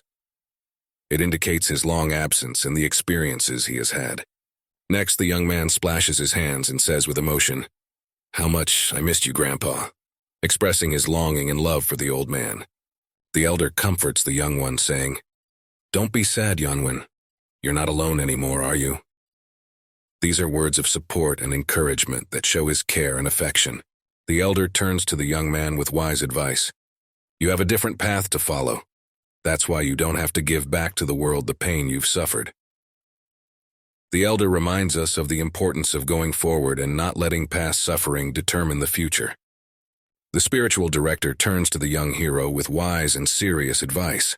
He says, "Please don't become a demon driven by revenge," reflecting his concern for the future of Yeonwon's path. He encourages him to become a strong man, emphasizing the importance of inner strength and moral stability. Conveys the moment of Yeonwon's emotional appeal to his grandfather. The young hero shouts, "Mark my words, Grandpa," his face filled with fear and begging for his grandfather to stay with him. The drama of the situation is heightened by Yeonwon's desperate cry as he pleads with his grandfather, "Please don't go." This expresses his deep sense of loss and despair in the face of his loved one's departure. Yeonwon, who seems to be beginning to realize the inevitability of what is happening, and struggles to accept reality, against his will to hold on to his grandfather, screaming his name one last time. The protagonist, awakening from sleep with anxiety and consternation on his face, turns to the heavenly demon, asking for help and calling him Heaven's Destroyer. He sits on a bed in a dark room, stunned by the dream he just had. He asks a question with surprise and confusion, reflecting his bewilderment about his experience in the dream. He skeptically notes that everything that happened in the dream was nonsense, trying to brush aside the fear and anxiety he experienced. He soothes himself and expresses his gratitude to the celestial demon, realizing that his dream was not just a mere Mara, but something more meaningful and possibly cautionary. A demonic being who asks the rhetorical question, "Why don't you save that word for later?" which might suggest that there is some more important moment for that action or decision. The protagonist, with surprise and the sudden realization that someone is about to walk into this room. His expression indicates that he senses the approach of someone or something significant. The hero turns and sees a spirit being and a demon entering the room. The situation is filled with tension and anticipation as he awaits developments. We see the protagonist's face in shadow, with a serious and determined expression, as if he is ready to face the situation ahead. His gaze is determined, and perhaps reflects his inner strength. The main character turns to the person who has entered the room in surprise and bewilderment, saying, "Who would come here so late?" That it was an apprentice initiate of the Northern Blade. The hero ironically remarks that she should have gone to Hagung Mountain by now. The protagonist turns around in surprise, sensing the presence of the demonic entity, and exclaims, "What? Who?" We see a full-length person enter, a woman with pink hair dressed in traditional clothes, her expression and posture indicating bewilderment and slight irritation. The protagonist is surprised and somewhat confused to see a woman with pink hair enter the room. His expression and gestures indicate the unexpectedness of this encounter. A close-up of the woman's face. Her gaze is calm and confident, and she is saying something, indicating that there is some important message or intention that she wants to convey to the protagonist. The protagonist doesn't seem to understand the motives behind her appearance and asks doubtfully, "Ah, damn, why did you come here?" This shows his bewilderment and need for explanation. A woman frankly expresses her feelings by saying, "Young master, from the moment I saw you, I felt we were destined to be together." This revelation can greatly change the dynamics of their relationship and suggests a deep emotional connection. The woman with pink hair earnestly tells the protagonist, "I feel like I'm going to lose you if I don't have the courage."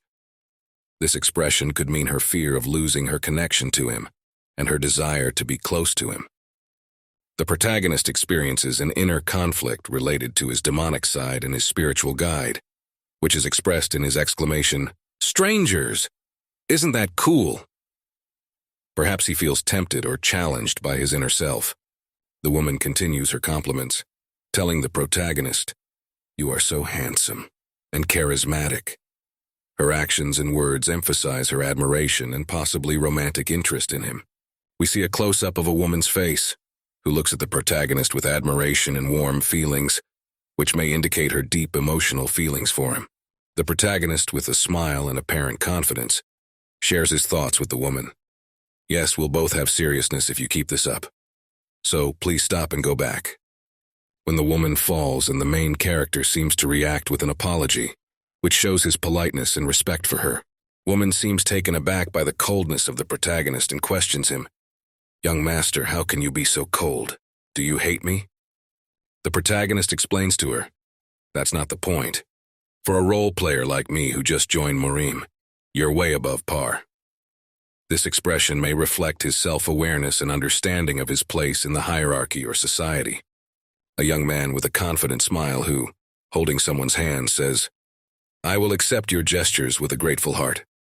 His expressive eyes and half-smile create an atmosphere of confidence and a certain mystery. We see a girl with pink hair and an anxious expression on her face. She acknowledges some truth, noting, "It's true. You must have come to the Murium with great ambitions." Her gaze and posture convey a sense of doubt and uncertainty that speaks of an inner struggle. Next, the man reappears, leaning over to the girl with a concerned look on his face and saying, "I understand. I'll just go back for today." His gesture and gaze express sympathy and willingness to compromise, which adds depth to their relationship, demonstrates the girl who seems to be thinking about something, saying with a smile, "Even though I was walking backwards a bit this time, I won't give up on you, melodious master." Her gaze and the position of her finger at her lips hint at playfulness and hidden determination. The young man is depicted with a sly smile, exclaiming earnestly, "Ah." Droplets of sweat are visible on his face, which may indicate nervous tension or excitement, and there is a certain cunning in his eyes. Where the same person sits on the floor in a meditation-like pose with a deep, focused gaze outward. The spacious room with traditional Oriental interior emphasizes an atmosphere of tranquility and privacy. The atmosphere changes dramatically. The young man looks frightened and shocked while ominous silhouettes with angry faces appear behind him. The text on the image expresses his despair. "Damn, there's so much shit going on." This scene suggests a sudden threat or unforeseen turn of events that introduces an element of danger and tension, of a character moving towards the door, against the background of the same room. His posture and dynamic lines create a sense of haste and the need to act immediately. This moment concludes a series of scenes full of suspense and anticipation of further events. The man looks tense and serious, ominous shadows looming over him. The scary silhouettes seem disgruntled, and the man replies, "Cut the crap, heavenly demon." These words evoke a sense of conflict and resistance. A night sky full of stars and words that sound like an appeal to yourself or someone else. "I have a lot on my mind, so let's go outside and get some fresh air." This sentence creates a pause in the tension, inviting peaceful reflection. Man in motion. His hair and clothes fluttering from the sudden movement, which creates dynamism and a sense of urgency.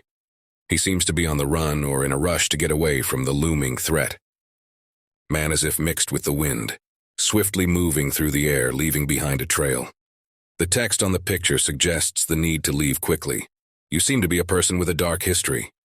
But where are you going? Living or only is fine. But aren't you going to become?" These words add mystery and foreshadowing to the development of the plot. A man with dark hair and a serious expression. He says, "I heard something from the vampires of the night." This saying alludes to mysterious events or secrets that hang in the air and are related to creatures of the night.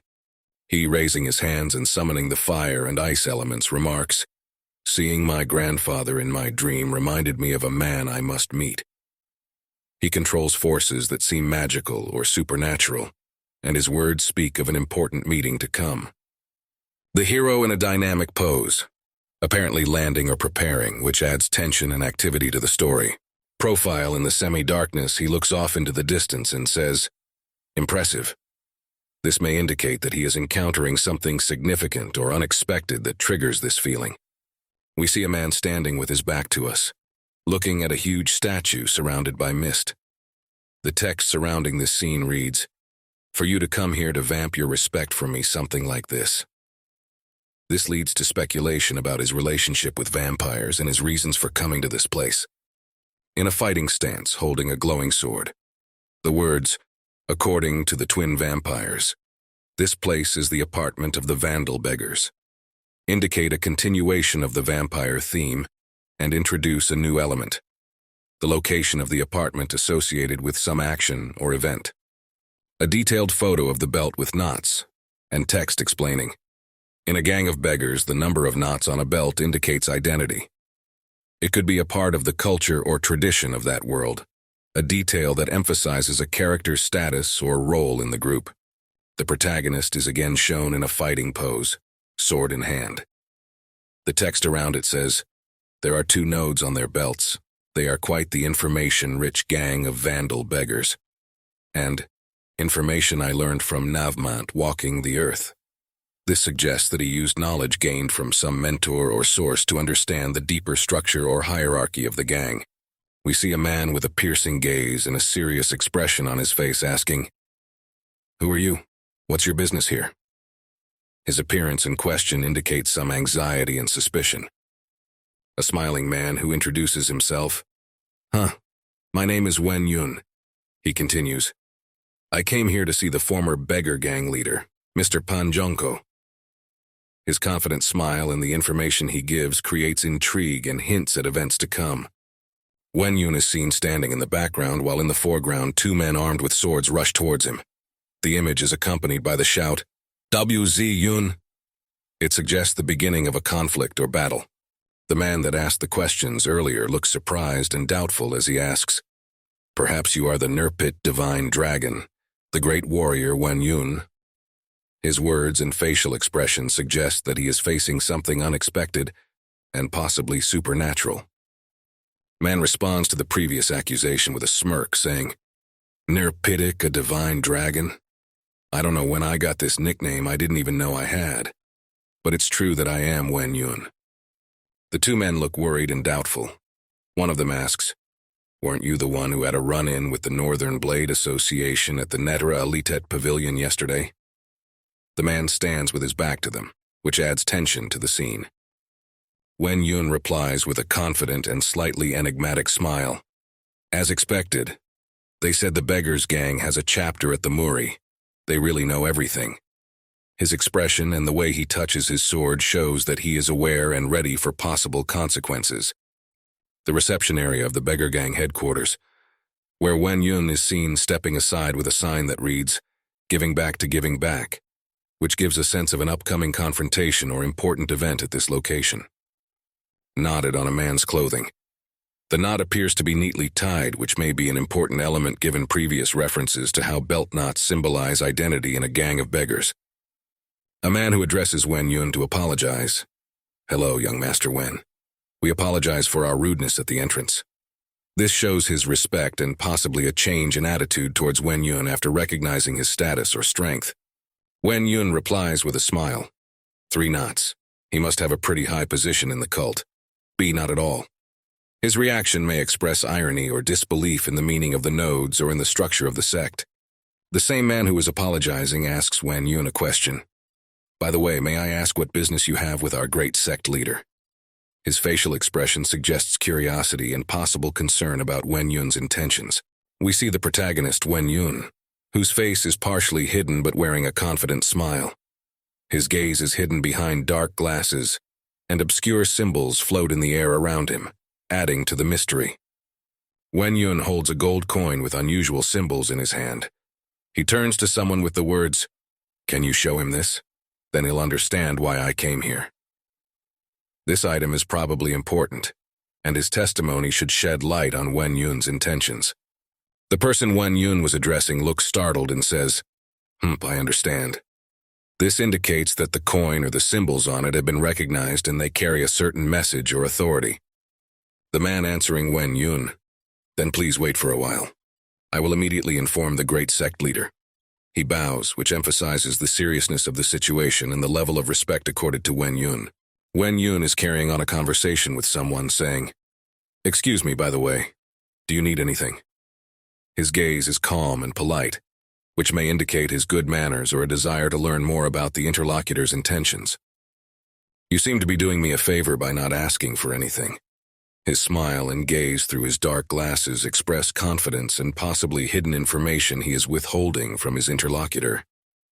Wen Yun talks to, laughs, and replies, "Ha ha ha." The Beggar Gang and the Northern Blade Association can be considered enemies to the Vandals. His words and facial expressions indicate the disclosure of some inside information about political or social ties between groups. Of a man who admits, "Although I don't know what connection you have with our great sect head, we are also interested in what you will do, young master." Its expression suggests interest in Wen Yun's actions and possible respect for his status or influence. Wen Yun reassures his interlocutor sitting on his lap in front of him, "Therefore you should not feel indebted to me." His posture and facial expressions speak of nobility and understanding. Next, Wen Yun smiles and says, "I get it. Then I'll serve." He remains calm and magnanimous, which emphasizes his status and attitude towards others. The man that Wen Yun helped up looks relieved and says, "It's so nice to hear you humiliate those bastards, young master." In his words, one could sense his gratitude and admiration for Wen Yun's actions. Wen Yun seriously reasoned, Anyway, it may not be flashy, but the structure and hierarchy of a beggar gang is a force to be reckoned with. In the background, a huge building can be seen illuminated by light, which may indicate the importance of this place in the context of their conversation. Wen Yun, with a smile and closed eyes, utters, "Looks like I'll have to pay dearly if I look at them as mere beggars." A sudden and powerful explosion that took the girl sitting at the table by surprise. She is shocked at what is happening. Wen Yun's eyes wide with surprise, indicating that the situation was unexpected even for him. We see a muscular man emerge from the ground after the explosion, addressing Wen Yun, "Young master." His appearance and address hint at the importance of the moment, and are probably related to the reason for Wen Yun's arrival at this place. The face of a powerful character who looks into the camera and asks the question, "Are you the one who brought this token here?" There is a sudden explosion, and the girl sitting at the table seems shocked by the suddenness of the events. The protagonist with wide open eyes, full of surprise and perhaps some anxiety because of the unexpected development of events. A powerful character, full of determination and might, ready for action or possible conflict, addressing the protagonist with the words, "Young master." The protagonist, Wen Yun, seems alarmed and states, "This incredible number of knots," which may reflect his surprise in the face of an unexpected discovery or the complexity of the situation. Character, which is perhaps the cause of Wen Yun's surprise at Wen Yun speaking, "Young master, you, the one who brought this token here." This indicates the significance of the token brought by Wen Yun and its connection to current events. Where the protagonist sitting at the table confirms, "Yes, that's right. This affirmation may be related to his intentions or goals at that location." A close-up on the many knots on a powerful character's belt, emphasizing his possible high status or power. A muscular character who seems to express resentment or threat by saying, "This lowly man, Pushi Joyo, salutes your majesty, the emperor." The character continues, addressing someone at the top of the stairs, "I beg your lowly subject's pardon for his treachery." This emphasizes the seriousness of the moment and perhaps the presence of a betrayal that has occurred. The main character looks stunned with widened eyes and open mouth, which may indicate his surprise or lack of understanding of what is happening. A powerful character who seems willing to risk everything to protect his lord, saying, "From now on, I will risk my life to support you, your majesty." Of the protagonist, Wen Yun, with a hint of satisfaction or expectation. As expected, two elders suggest going to a meeting with the leader, using the term emperor, and referring to the token as an object that can be used in that meeting. Elders comforts the protagonist by saying, "Don't be sad, Wen Yun, you're not alone now, are you?" This may indicate that the protagonist is finding support and allies in his journey. The main character, Wen Yun, addresses someone with a confident and calm smile. "Seriously, Grandpa, I'm no match for you." A meeting place where Wen Yun is sitting at a table with other characters, and one of them asks the question, "Are Huji Nu and Huang Nu doing well?" He seems concerned for their well-being. A character with a serious expression who asks, "Your Majesty, please speak to me calmly. The protagonist replies with a smile. No, it's more comfortable for me. Furthermore, I am no longer an emperor, so you don't have to be so courteous to me. This reflects his humble attitude and desire to be on equal footing with those around him. The character speaks of a humble object, probably referring to the token that Wen Yun brought, and adds, "Then this humble object will do as you say, Your Majesty." The character continues, expressing his loyalty and willingness to follow Wen Yun's instructions, even despite his humble requests and wishes. Wen Yun seems a bit puzzled or pensive, as if pondering the situation or what was just said. Wen Yun smiling and rejecting the honors, saying, "No, beggar pun, I don't want to go into politics anymore." It reflects his decision to leave his former lifestyle and perhaps move in a new direction. The protagonist, Wen Yun, expresses his reluctance to become involved in previous affairs by saying, "Yadia now, a hero of this era. I have no intention of getting involved in a family squabble again, so please don't say anything like that." A character who seems to understand Wen Yun's decision and asks, I understand. In that case, what do you plan to do, my lord?" Wen Yun ponders his future, recognizing that even though he is not an emperor, he cannot live a miserable life, which speaks to his inner drive and desire for something more. He continues his thought by explaining that he envisions Zhen ruling as his emperor, which may indicate his willingness to assume responsibility and leadership. A character who speculates about the possibility of joining forces and the benefits of such an action, perhaps in the context of political manipulation or strategy. Wen Yun, who reflects on the situation, offering a rational view that nothing is impossible under certain conditions, and asks a question that involves reflection or planning. The character asks about the possibility of having a bloodbath, which could be a metaphor for decisive action or a power struggle. Wen Yun acknowledges this request, indicating that he agrees with the proposed action plan or strategy. A character who talks about the independence of his gang and their detachment from official affairs and concerns, which implies their special status and possibly dislike of the current governmental structure. Wen Yun, who retorts by expressing bewilderment, admitting that he is unfamiliar with such a policy. Character, talking about the need for strength and determination to maintain the gang and follow orders, which emphasizes their strict hierarchy and discipline.